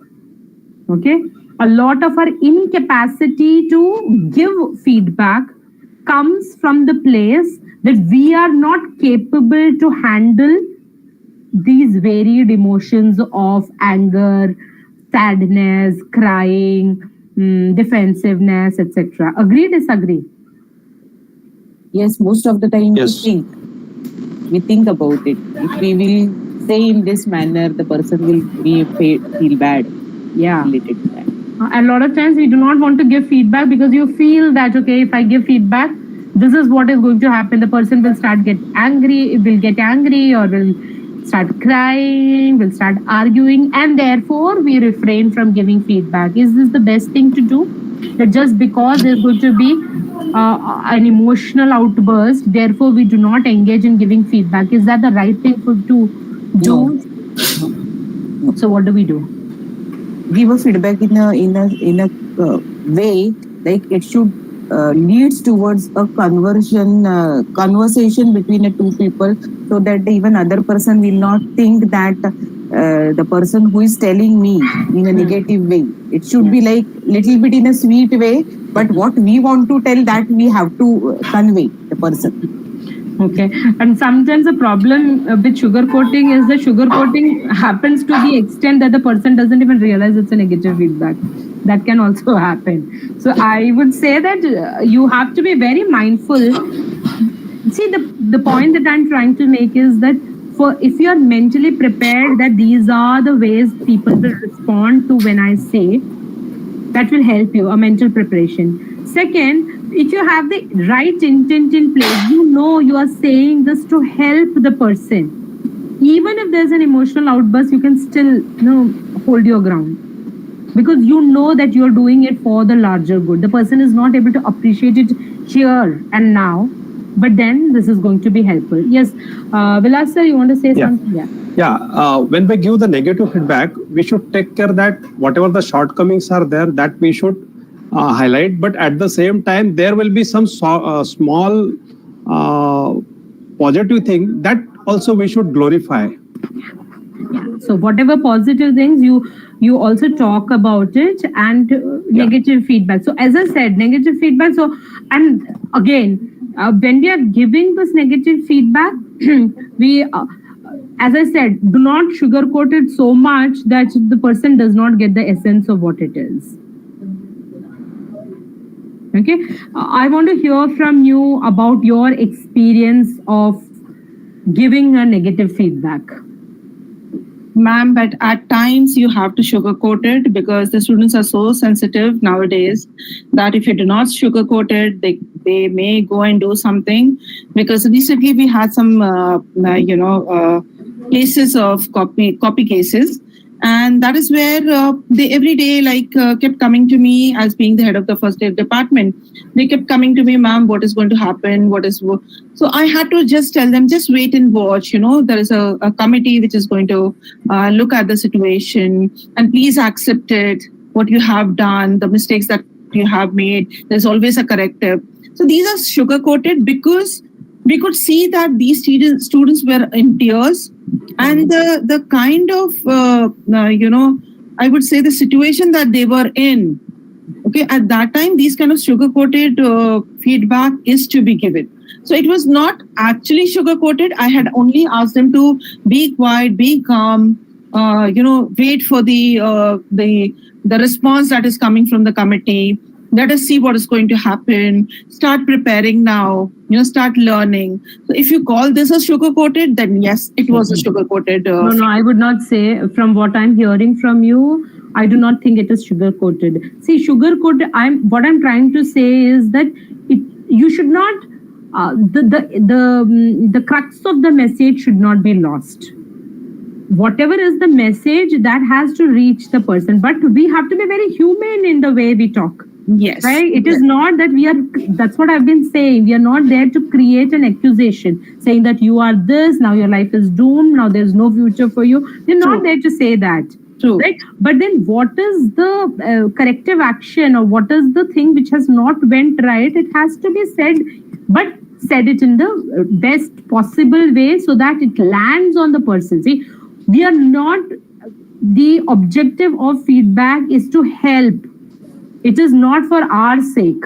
No, हम अपने लिए नहीं कर रहे. It is not for us me to feel good कि मेरे को जो बोलना था मैंने बोल दिया. It is to help the other person. So therefore, the way we communicate is important. But then at the same time, it should not be like जो बोलना था वो बोला ही नहीं और बाकी सब बातें हम गोल गोल घुमा के आ गए. No, that's what I'm trying to say. Indirectly, telling them that, there can be some repercussions and you people have to be mentally prepared for the repercussions. Absolutely, because imagine if I sugarcoat it, no, hum dekh lenge, kar lenge, and then suddenly they get a letter at their residence saying that, you are debarred from the examination, you have to repeat. That is a greater disservice that we are doing to them. Yeah? I agree. You have to prepare the person that, okay, there is a repercussion, but there are ways, and this is what, and kind of take it further. Okay.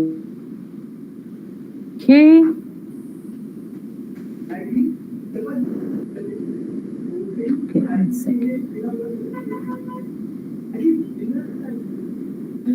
All right, so now I'm going to give you some specific example of while giving feedback, how to go about it, right?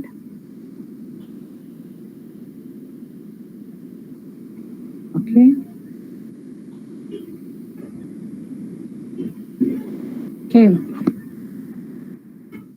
Okay, so how to give feedback? So we are saying that while giving feedback, if you can take care of some of these things, it becomes really, really helpful. Okay, so the first thing is when you're giving feedback, try to capture the situation. Okay, capture the situation meaning while giving the feedback, you have to give the context. Okay, so we are not making conclusive statements about character of people. Okay, we cannot say, like, for example, if I tell a student that you are disrespectful, no, you're always disrespectful, or you are, no, I'm not giving any context. Okay, now obviously this comes as very accusatory. It sounds, the student will either get angry, upset, or is going to get very, very defensive. Okay, why? Because you're not giving a context. You have to build the context in the sense that you capture the situation in such a way that the person is able to see. So you have to give specifics in the sense that in the meeting with, or in the class, in yesterday's class, the post-lunch class with Professor so-and-so, and then you give the situation. Now, what happens is when you're very specific to situations, people can see where you're coming from. Okay, instead of this, you say that you're generally like this. The acceptance is going to be very, very less. Okay. And I'm going to make you practice this by doing a little of that, right? So capture the situation while giving feedback, and therefore, because you're capturing the situation, it is also important for you to know that it cannot be like 1 year back what happened in the classroom.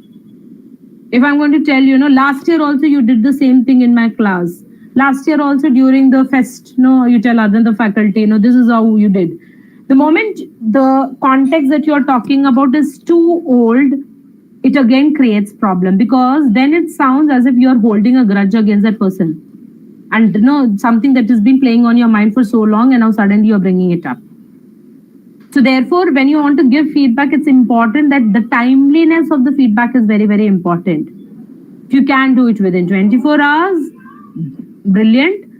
But suppose you think that the situation requires some time, at least within a week's time. Okay, so try to do it within a given time frame. Otherwise, the person may not remember, and you remembering the situation will come across as something that a grudge that you hold. Are you with me on this? I can't see you, therefore I'm asking. Yes, completely. So this helps. So you're giving very specific situation. Then while talking about, while giving the feedback, you can talk about the attributes. Attributes meaning what is the feedback? What characteristic are you talking about that person which you think is either good or you think is something that needs to be corrected. So you can say that in the meeting with Avinash yesterday, I felt you were too aggressive, or I thought that you were very intolerant to a different opinion. Now you're talking about attribute. Okay. Now we are saying that attributes are important, but then attributes in isolation can again create a lot of confusion. Okay. So if you tell me you are very aggressive, and I'll keep wondering to myself, what did I do which makes you to think aggressive? Now, what is aggressive for you may not be aggressive for me, right? I will feel I was just making my point, right? So therefore, along with the attribute, it is important that you talk about the behavior. What exactly? Okay, so when you say aggressive, what do you mean? When you say intolerant, what do you mean? But it could be, so you say that you were, I thought you were being very intolerant. I did not, when I say intolerant, what I mean is that you were not letting Akash make his point. You were not letting the other person complete his or her statement. Now, I'm kind of trying to elaborate through behavioral indicators, as in what does this attribute mean. Okay, so like you were not, when you were when it was appreciated, you were just talking about yourself. You never mentioned about the work that the team had put up, or you were only blaming others. You did not take any responsibility. Now when I'm doing this, I'm being very specific, and the beauty of being specific is that people are able to see, and therefore they would not become defensive, or even if they become defensive in the moment, you are leaving them with some thoughts which they can really reflect upon. Are you with me? Yes, no?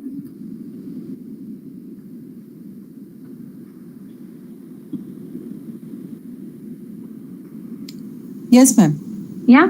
So the idea is, while giving the feedback, when you're doing all these things, where you're capturing the situation, where you're giving the attributes, where you're specifically talking about the behavior, then what is happening is you are helping the person to mirror the actual scene. Okay.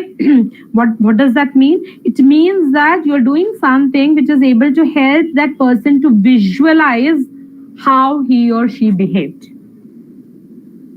Okay, the moment you're helping the other person to visualize, then the person can also think through.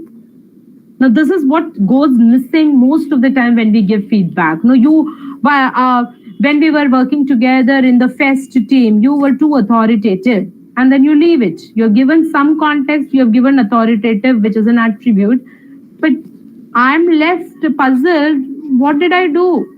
When, in what, no, during the fest, we were working for 3 months for the fest. What exactly, when, no, was it during the event, before the event, after the event, in conversation with whom?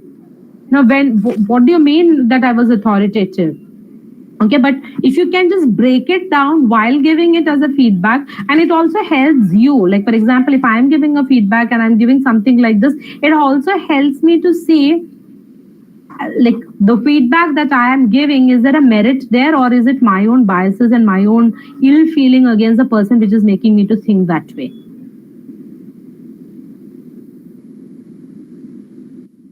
Are you with me? Yes, no? Yes, sir. Yeah. Okay. The next part, some more things to do while giving feedback is that you state the consequences. It is important for somebody to say that, okay, I am being authoritative, so what? That's the question that not many people will ask you upfront, but that's going on in my head. I'm saying that, okay, I was the convener, I had to be authoritative. Yeah, otherwise things would not work. Maybe that's the conversation that I am having with myself. But so therefore, you have to, while giving feedback, you talk about the consequences, which is basically the answering the question, so what? So what, I was authoritative. So you're saying that when you are being authoritative, how the team gets affected, you have to talk a little about that. Okay, like for example, some student, like yesterday I was doing a workshop. It was a corporate training, and there was this one participant. So it was a very interactive workshop, and one of the participants, every question that I asked, every single question that I asked, she would be the first one to respond, right? Even before I finish one statement or I talk a little about something, and immediately her hand is up and she's saying, I have a question there. Okay, now during the break, I had to give her the feedback. Okay, now while giving the feedback, why? Because it's not her questions were really good. It was very reflective, etc., etc. But still, what I felt was because of that, others were not able to engage as much. Now, if I tell her that you are asking too many questions, it will, I mean, that the biggest disservice that I can do. I had to give her the feedback, also talk about the consequences, in the sense that, you know, doing that, how is this impacting the team? How is it impacting the group dynamics? Because we were working together on something. Are you with me in understanding why stating the consequences of a particular behavior is important? Yes. Yeah. And we are saying that create a conversation, which is something that I emphasized earlier also. It is important that you talk, you create a dialogue there. You are allowing the other person to speak. So giving feedback is not telling. Giving feedback is conversation where you are asking, where you're checking. So this is what I felt. I want to hear from you what was going on, or something like that, depending about who the person is. If your colleague, if it is your boss, if it is student, maybe the way you would put it would be different. But basically inviting the other person also to share his or her feelings, or why not he or she did whatever. And also giving alternative ways. A lot of time people engage in certain ways. Students, for example, engage in certain ways because that's the only way they know. So while giving feedback, it's a brilliant idea that you can also suggest some alternative ways. And when you're giving the alternative ways, you are also helping the other person to kind of really work around that. Okay, sometimes you may not want to, depending upon the person, you may not want to give. Like, for example, if I'm giving a feedback to my boss, which I do very often.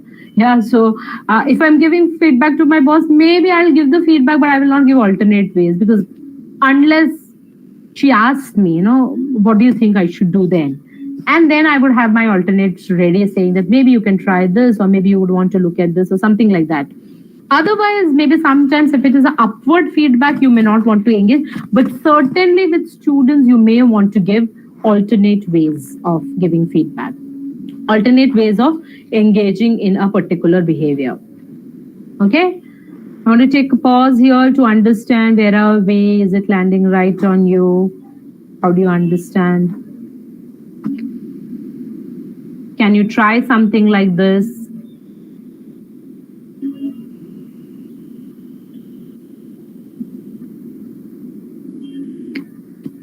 Hello, am I there?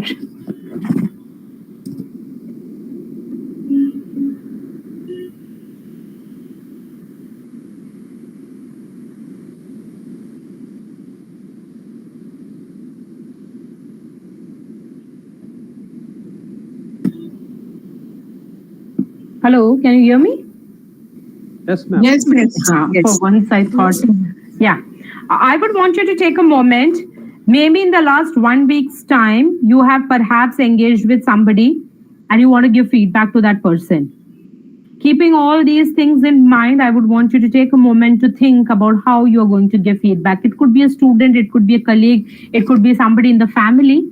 Most of our learnings, somehow we do not take it to a family and the community that we live in. So maybe we can practice it there as well. Now, I would want you to kind of think it through as in how will you give feedback to this person? Something very recent, maybe in last 1 week's time.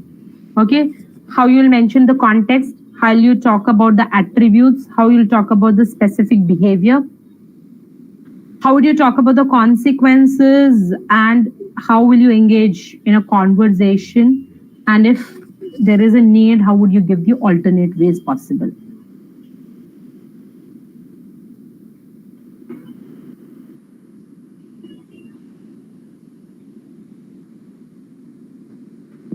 Okay.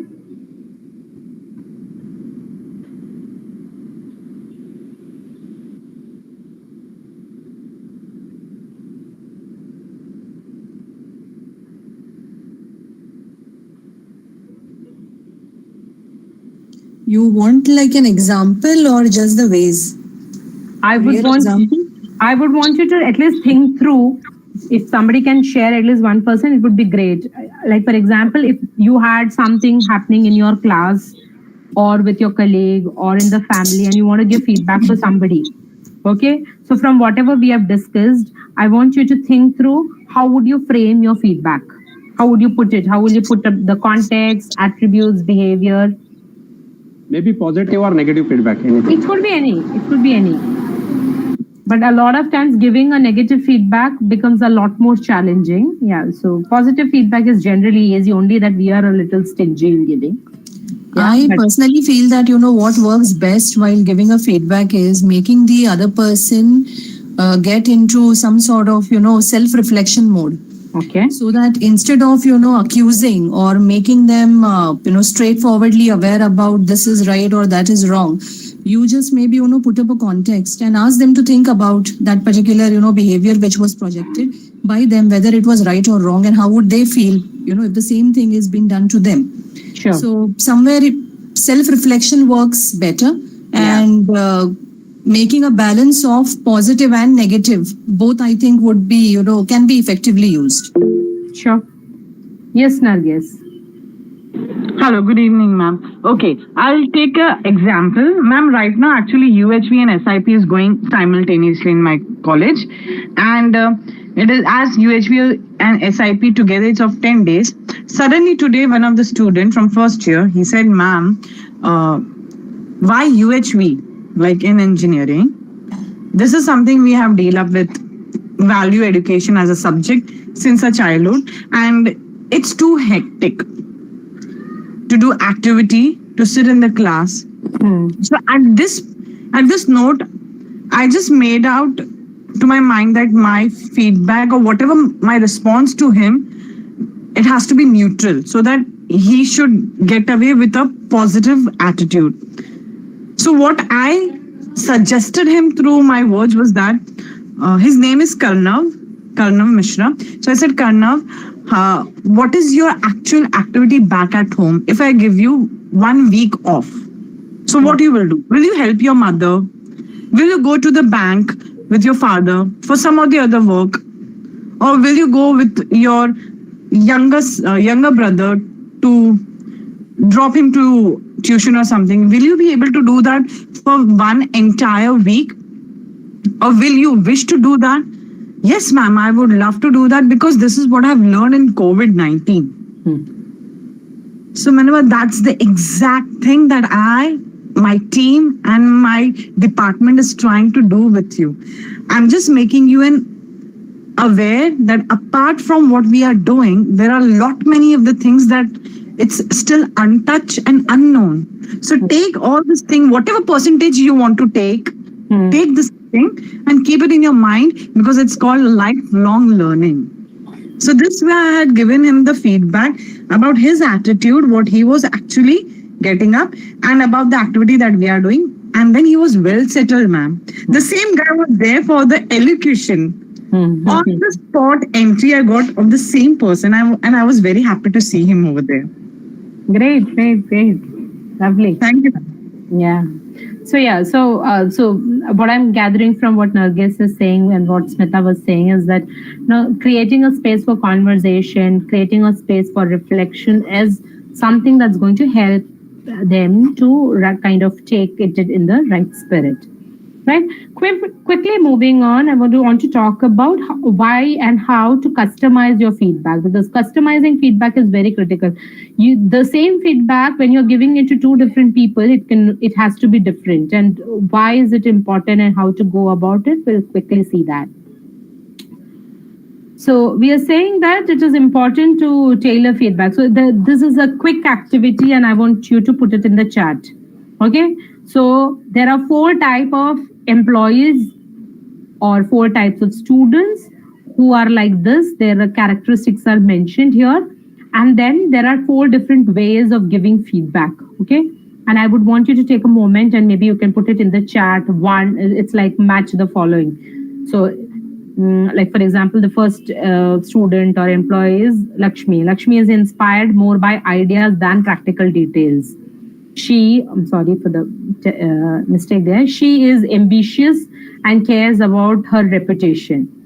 Okay, so what is the kind of feedback? So one, how will you give the feedback? So if you could just put it in the chat, it would help. Ma'am, can you share the screen with us, the latest one? Is it not visible? There is a question which is why customize feedback? Oh my God, okay.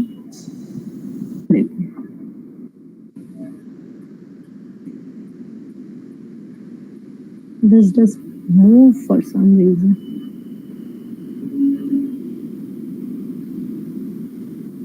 Okay.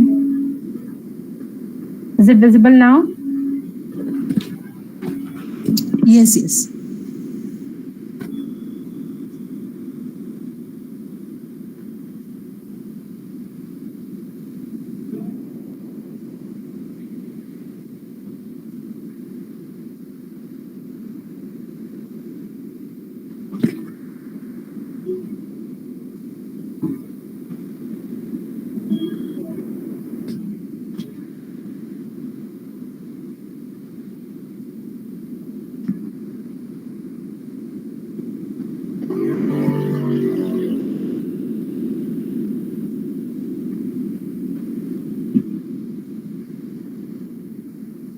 Let me know when it is done, because when I'm sharing, I can't see the chat.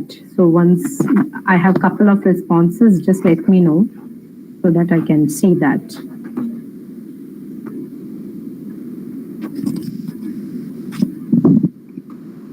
Dr. Shiji, can you put it on a presentation mode? How to do that? Can you just tell me? Because there is a below, when you are presenting, there's a cup there. The 4th icon, which is click that. Yeah, I'm doing that only. That's why I'm wondering why it is not showing. Yeah. Are you using MacBook or something like that? No. No, but sir, in MacBook also we can click that icon. Yeah, but sometimes some problem comes in other versions. I do not know why it's not, because it's on the presentation. 1 second, let me try again. Kashmiri, if you are around and if you can help, ma'am.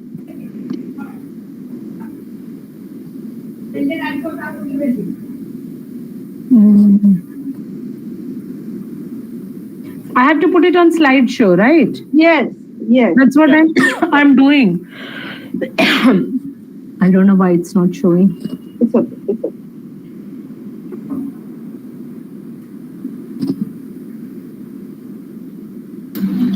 Madam, please press F5. F5, okay.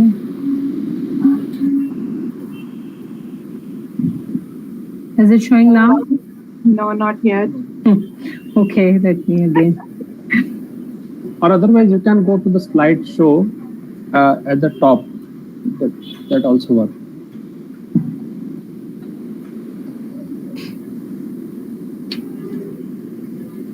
On your screen, ma'am, slideshow. Okay, slideshow from the current slide. Is it showing now?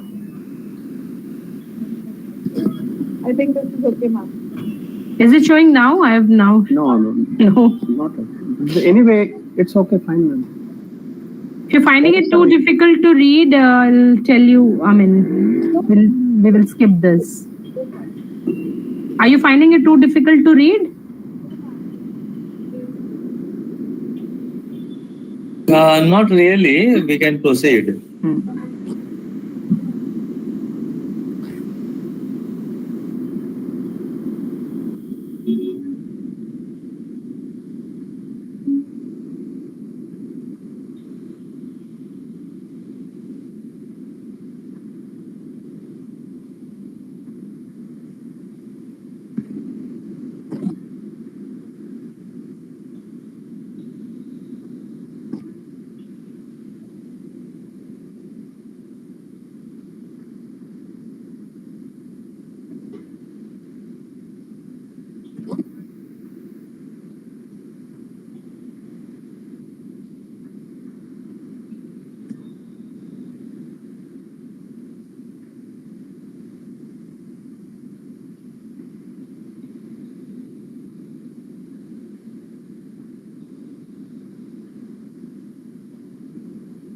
Let me know once it is done, okay?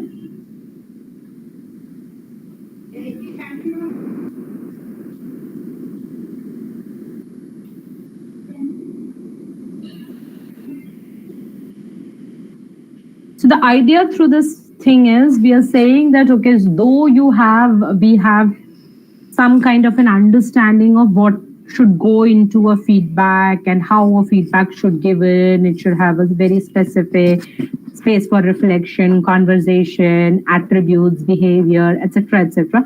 But we are still saying that even with all these attributes, depending upon whom you're giving feedback, you would have to tailor-make it to the person, because different people receive feedback differently. Yeah, how it will land, the same feedback will land on different people differently. So you will see, the idea is to help, and you have to do all things possible to help the person to receive it. Like, for example, for some people, okay, I think it's taking a little time, so I'll just stop sharing, and anyways you can't read it. Like, for example, for some people, giving facts, a lot of facts is what is helpful. So we are saying in either case you have to give specifics, you have to talk about facts, but we are saying that in some cases people need more facts, in some cases they would want to know the impact more, how are they impacting the other people, right?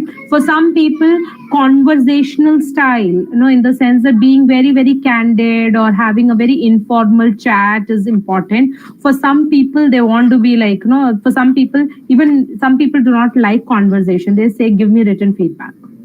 Okay, I would rather, because it takes time for me to really get, to really understand the feedback and deal with feedback. You give me written, I'll take my own time and I'll respond, or I'll understand from it.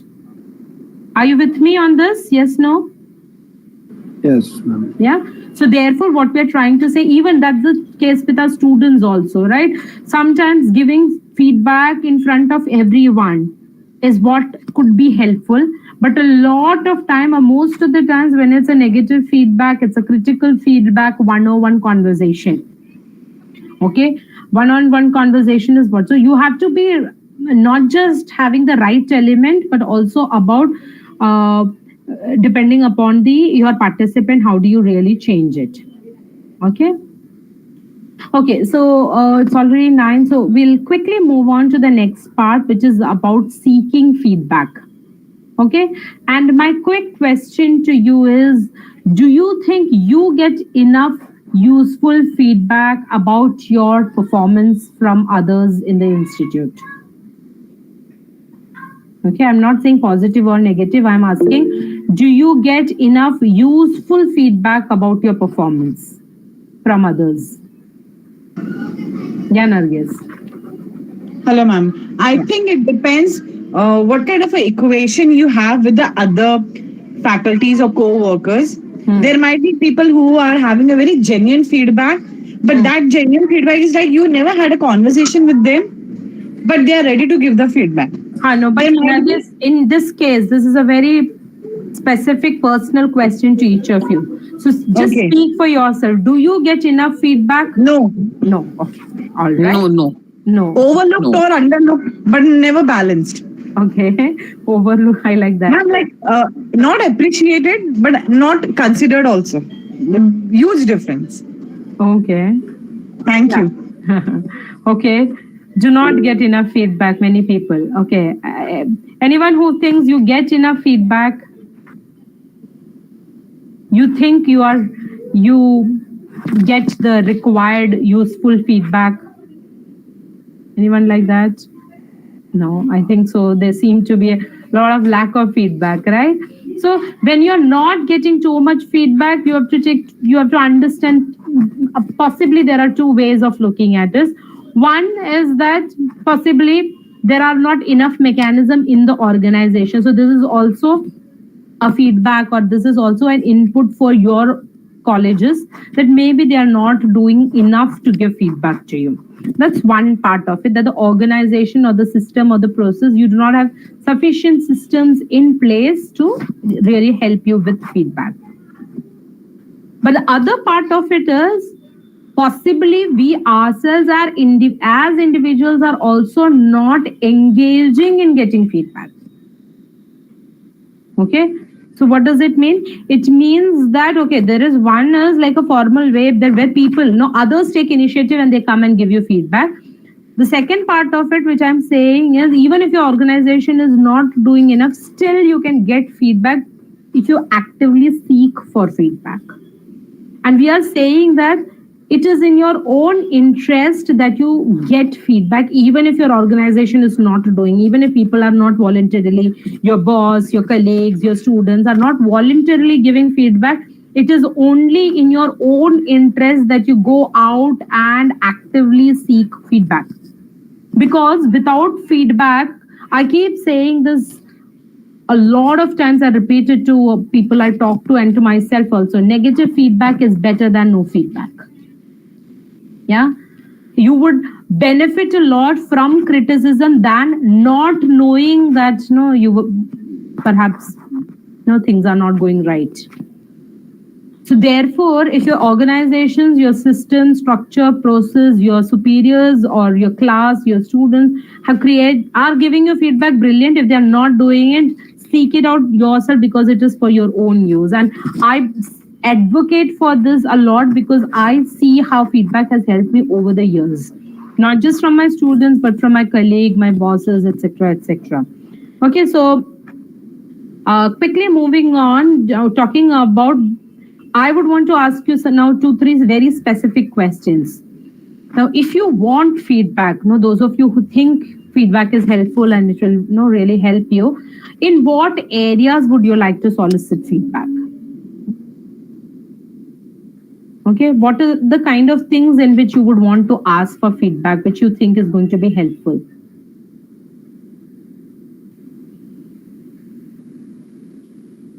What are the areas in which you think you need feedback? Various teaching methodologies which we generally use in a class. Okay. So there I feel that I need a feedback from the students so that whether the specific method goes well or can I do better, add something to it. Okay. So yeah, it could be with regards to some teaching pedagogy. You have tried something or using something for a long time and you want to see whether it is working well, effective, not effective. You want some feedback around that. Okay. Anything else? Anyone else? What are the areas in which you think you need feedback? Interpersonal skills. Interpersonal skills. You want to know whether you are effective, you think you lack, etc., etc. Okay. What else? Why I'm asking you this question is this because you need to know what you are asking for. Okay, I want feedback. I can go and tell people, give me feedback, give me feedback. You can do that. Yeah, you can do that, but the moment you're asking specifically, you will get more specific feedback as a receiver. Yeah, Nargis. Yes, ma'am. Regarding documentation. Okay, so whether you're doing it well, is whether I'm doing it correctly, knowing the new systems and all for documentation. Okay, so yeah, you want to know whether you're doing it right. So for many of us, it would be different things, no, teaching style, the content, For communication. You want to know your interpersonal thing. You want to know whether you are doing the type of research that you are doing. Is this good enough? No, is that sufficient, etc. The coordination you want to know from your people with whom you're working.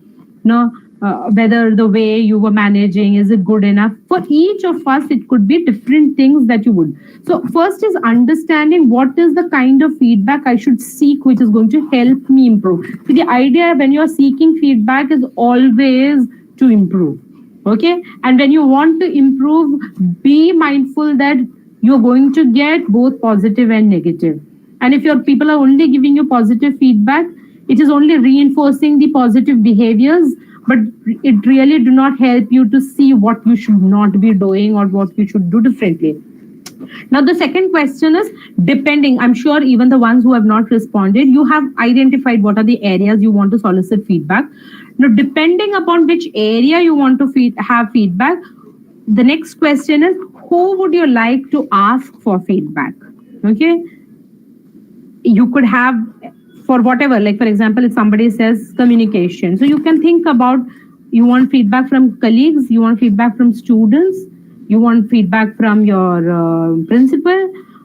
No, so interpersonal relation, is it the team, is it student? No, so think about who are the people who would be the best people to give you feedback. See, each type of feedback there could be like for example, if I want feedback from research, I will not go to my students. I would go to somebody who knows about it and who knows what the kind of research that I'm doing and things like that. Right? So identify who would be the best people to give you the feedback. And while seeking for feedback, it's a good idea to figure out what questions would you ask. Are you with me on this? It is very, very critical that you ask the right questions because not everybody is trained in giving feedback. So the kind of feedback you get is also to a large extent what kind of feedback that you are or what questions do you ask. If you tell people, give me feedback, not many people have been through trainings like this who would know how to give feedback. Right? So therefore, if you are asking feedback for your own growth purposes, you ask it in a way which is going to be really helpful for you. So can you give me examples of what kind of questions can you ask?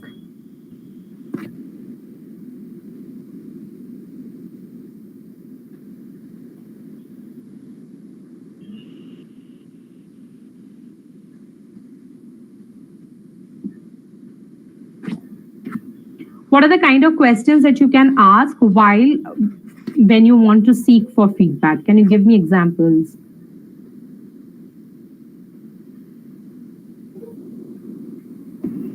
How can I improve my communication style to be more assertive so that I come across as more assertive?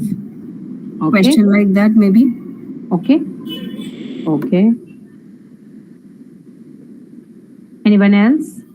So say, for example, you finish teaching a course now because we are all teachers here. I think let's just take one example. Suppose you finish teaching one particular course with a particular. So I always know, so my institute does a feedback mechanism.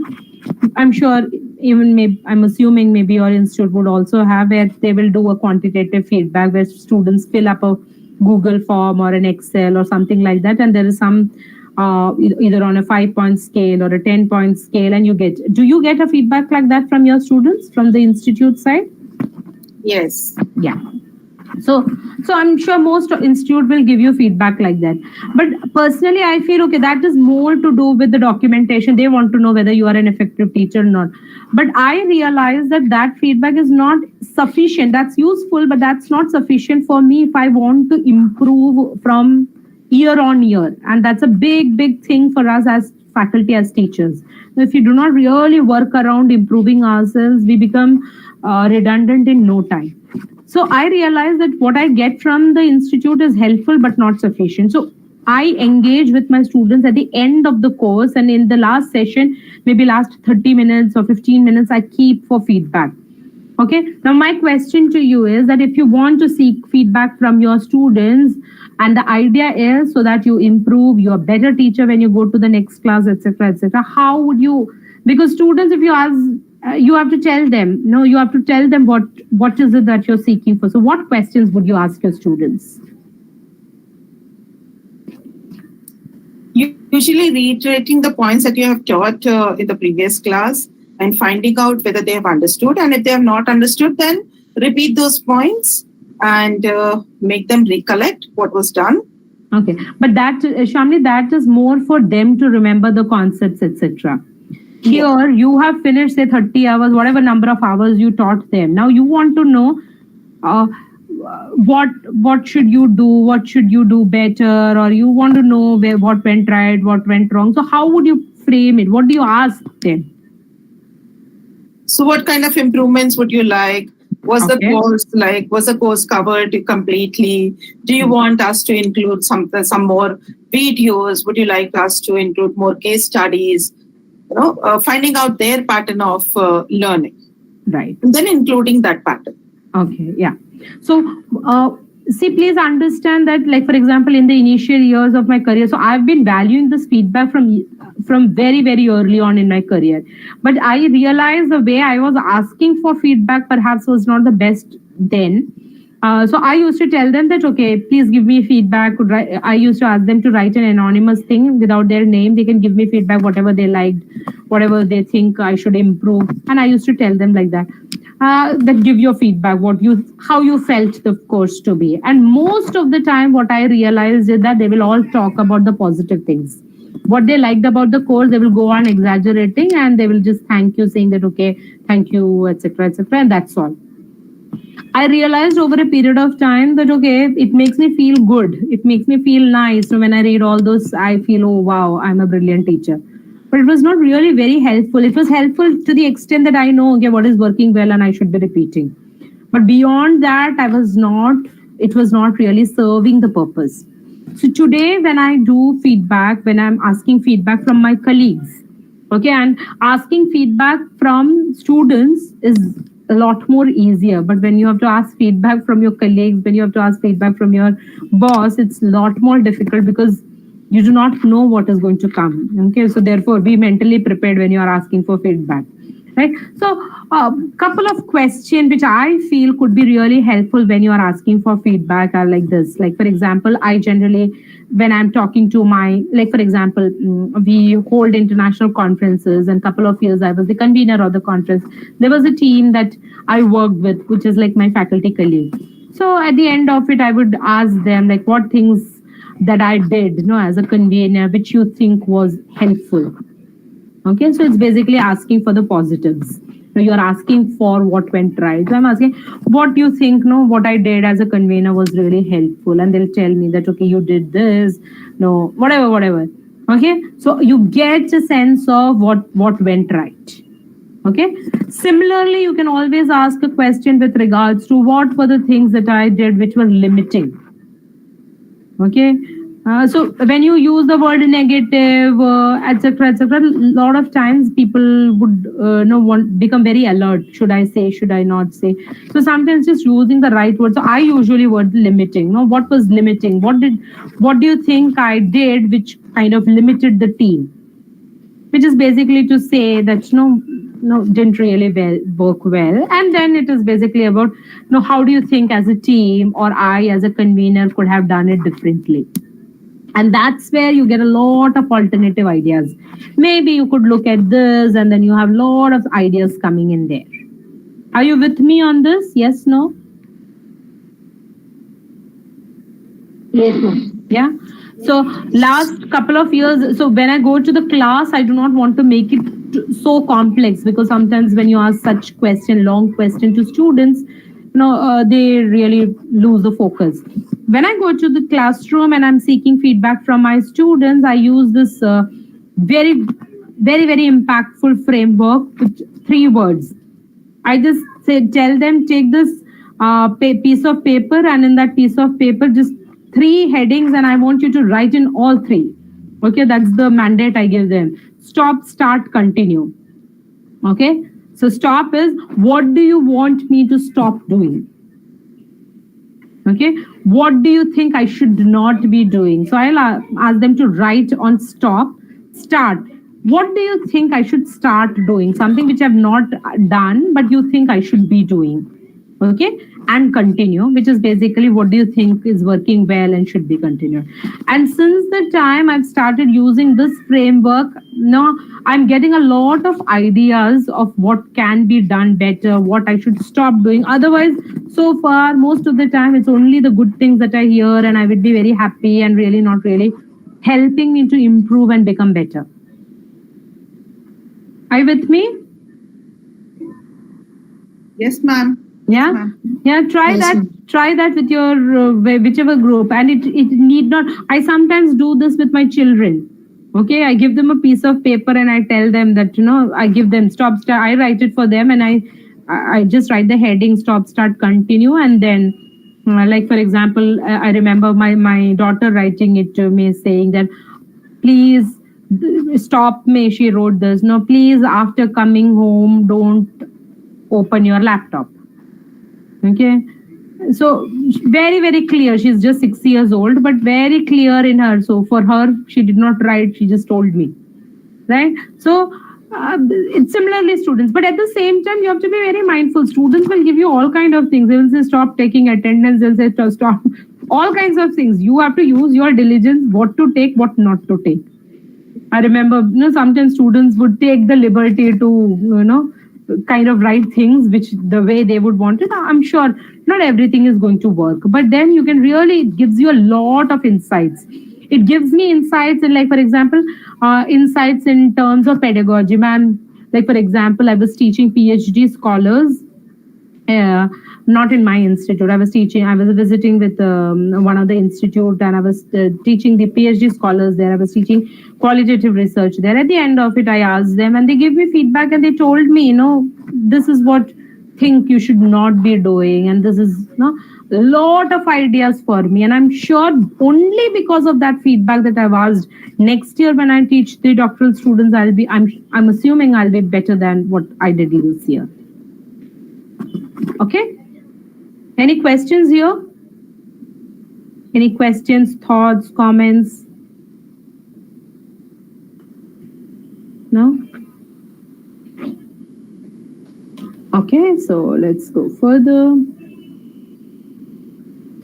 Also, while you are listening or while you're receiving the feedback, you have to ensure that you receive feedback openly. That means people should feel confident about giving feedback. Most of the time, difficult feedback does not come to us because people think they are not very sure about whether you have the capacity to handle feedback. So the ways you make the speaker comfortable, some of the things is that you demonstrate that you are listening. So somebody is giving feedback. Your body language is very, very important. If they do not see you accepting the feedback, if you're not looking them in their eye, if it's a verbal feedback, okay, if you start looking here and there and you're becoming jittery, etc., that's a signal for them that, okay, it's not going down well, right? So you have to demonstrate, nod, sometimes even ask. Yeah, and it's a very good thing. I think, an effective way of accepting feedback is not just to show, but to really accept it well, is to paraphrase. Paraphrase means check with them what. So, like, for example, in one of the courses, one student gave me feedback. It was, of course, with a doctoral student. They said that, ma'am, I think there was just too much of PPT. Now, this was the feedback.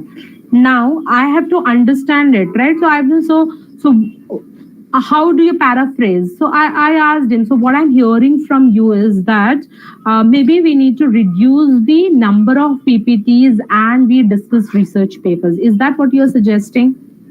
And they may say, no, no, no, ma'am, that's not what I meant. Or they'll say, oh, yeah, that's what precisely my point. So one, they understand it, that you are listening. Second, you yourself can clarify. You are not taking what you're not cooking up stories. You're really understanding where they're coming from. Okay. And you also separate fact from opinion. So they may have ideas, they may have some hard facts. Okay, ma'am, you get too emotional whenever something like this. Okay, so you can always check. Now that's an opinion that they have, that you get emotional as a faculty. Suppose I'm just giving an example. You can check. Can you? Thanks for saying that. Like for example, how would I check? I'll ask this question. I say thanks for sharing that. The moment you say thanks for sharing that, the person is confident. Okay, now no, this person is not hurt. But can you please help me with maybe one or two examples of when I was really, I got upset with the class, and they say, oh, ma'am, you remember that happened on that day, and then you can remember. Now, please understand, your students will not know how to give feedback. You will have to ask for specifics. Are you with me on this? I can't see you. Just want to quickly check. Yes. Yeah. Yes, ma'am. Yes, ma'am. Okay. Also, while taking feedbacks, we are saying that adaptive techniques to respond to feedback. So, as I said, feedback could be a lot of difficult things could also come in feedback. Like I remember one of the class, now this was not the time when I asked for feedback, but student on her own messaged me. It was not during the class. After the class, she messaged me and she said, she messaged me. I'm so grateful to her. She wrote to me. She messaged me saying that, ma'am, I felt that you were too critical of my ideas while you were, very, very constructive with the other students who gave their ideas. I felt that you are very dismissive or something like that, she said. Okay. Now, of course, when you're getting a feedback like this, you are not very happy. You feel sad. You also feel misunderstood. You feel that, okay, that was not the intent and things like that.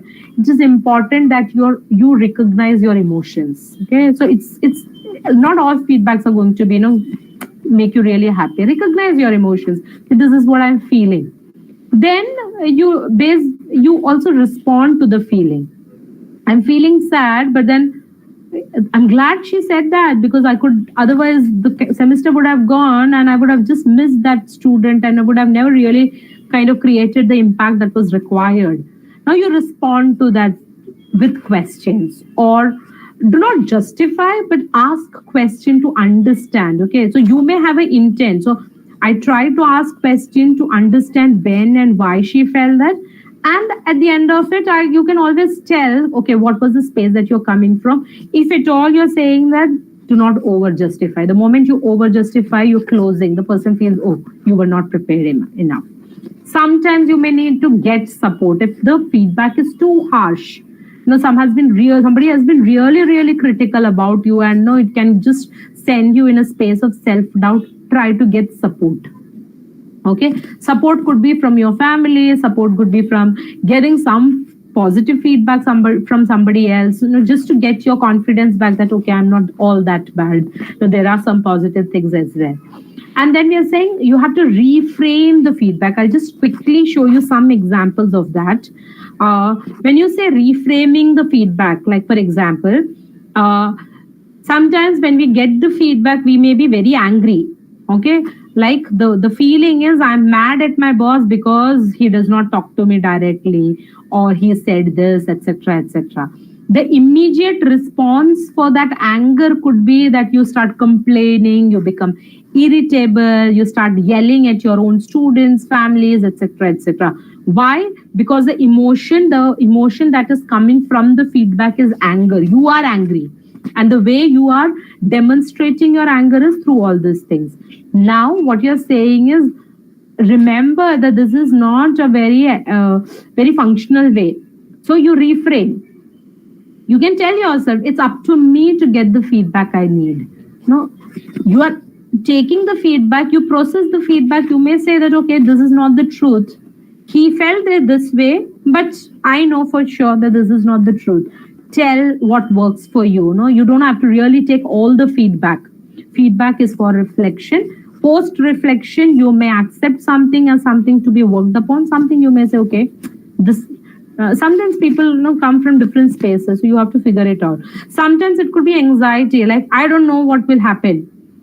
You're worried. Now you got a negative feedback and you're worried what is going to happen. So it can lead to you avoiding people, you withdrawing from people, etc., etc. You have to reframe. So what I'm trying to tell you is that keep a check on whenever there is a negative emotion. Keep a check on what is this negative emotions, what is the kind of response that you are giving, and what could be a better response. Like for example, you can find out new opportunities. Okay, this is not working, so what should I do? You know that, okay, you tried something, it did not work. So now, instead of withdrawing, what works for me? Figure out something else. Like similarly, a fear of confrontation. I don't want to do this anymore. Somebody said something negative to you about something and say, "Aage se main ye nahi karunga." And then you are canceling meeting with people, canceling meeting with boss, canceling lecture, etc., etc. Again, try to reframe. Take the initiative, puts me in charge. So take things where you can do things. Okay, so in short, what I'm trying to tell you is this, that whenever you are getting a negative feedback, check for what is your emotional response to it. Like, for example, sometimes you feel hurt. You're feeling hurt, then why did he say that I wasn't trying enough or I'm not effective enough? And of course, the response could be that you start becoming quiet, you are jealous, etc., etc. But another way of looking at this, you say that, oh, I feel bad. You accept your feeling. You say that I'm feeling bad, but then is there any merit? No, you're still questioning. Like, for example, that student, when she gave me, I felt really sad. I was very upset because that was not the intent, but I reframed it and said, okay, let me see what is the merit. What did I do, which made her feel left out? And then I had data points. Okay, this is how I responded. This is how I did not engage in conversation. So kind of making that shift.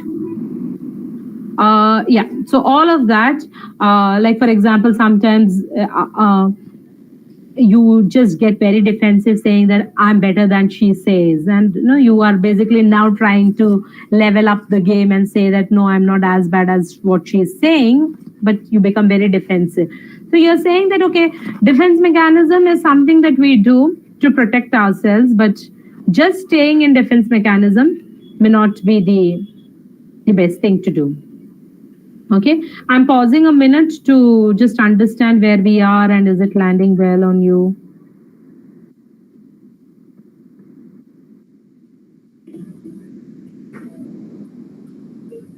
Yeah.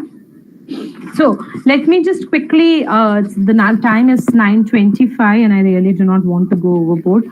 I want to quickly summarize what we discussed today. We are saying that as faculty, it's critical for us to know how to give feedback and how to receive feedback. We are in a job, if we do not give feedback, the improvement that students can have or the impact that we can create on students is going to be a lot more if we know how to engage. I remember one of my students, he works with Capgemini, and only just 2 days back we were having a conversation. So even when he was studying, it was an executive MBA program. So that time he was working in IBM and now he has shifted his job. So he was telling me after a couple of years of finishing the course, he said that, ma'am, the best thing that I received from your course, I do not remember the theories you did in the class. I do not remember. So this was IT engineers and I was teaching them human behavior. He said, ma'am, I don't remember any of the theories that you taught. But then you gave feedback to all 60 of us individually, and that feedback is what created the impact. Now, to become effective, and students will remember and value what you give them in terms of, and that is also, they see it like this, that you are important. No, that's how I see when somebody gives me, I am important. That's why you took the time to pay attention and tell me about me, right? Similarly, we are saying that not just giving feedback. If we have to grow, if we have to really grow and advance in our career, become more effective, we need to get feedback. And sometimes people will give feedback on their own, but a lot of times you will have to take the initiative and seek feedback. And when you're seeking feedback, be prepared. It could be positive, it could be negative. And a lot of times people would not know how to ask or how to give you feedback. So ask very pointed question. And then be prepared whenever it's a negative emotion or a negative feedback. Then how do you kind of rephrase it in a way that works well for you? So that's all from my end. Thank you so much. Thank you, Dr. Shamli, for the opportunity. I loved interacting, but I wish I could see everyone and I would have had a discussion like that. Thank you. I hope this was helpful.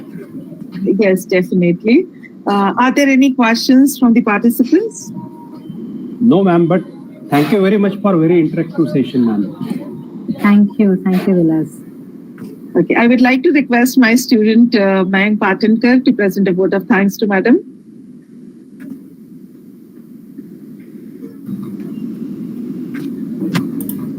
Thank you so much, ma'am. So this brings us to the end of the third day of the workshop. I, Mayank Patankar, would like to present a vote of thanks to Dr. Shiji Lyndon. Madam covered the different types of feedback and how it affects the individuals. We need to give a feedback with the right objective, which should be modified according to the needs of individuals and organizations. We all need to engage in giving and receiving feedback actively. Go out to get a feedback, as negative feedback is better than not getting a feedback. Madam has definitely helped us develop a new school of thought by combining empathy with the process of giving and receiving feedback. We have had an extremely wonderful time with you, ma'am, and are grateful to you for giving us your precious time. I would also like to thank all the participants for making this session very lively and interactive with your presence. I would like to express my gratitude to our principal, Dr. Mohan Murdi sir, FDP coordinator, Dr. Shamli Solanki ma'am, FDP co-coordinator, Dr. Kiran Bhole sir, and Professor Ankit Ashar sir. With this, we would conclude today's session of the FDP program. Thank you all. Good night. Thank you, Mayank. Good night, ma'am. Good night. Thank you. Thank you. Thank you so much. Thank you, ma'am. Thank you so much. Yeah.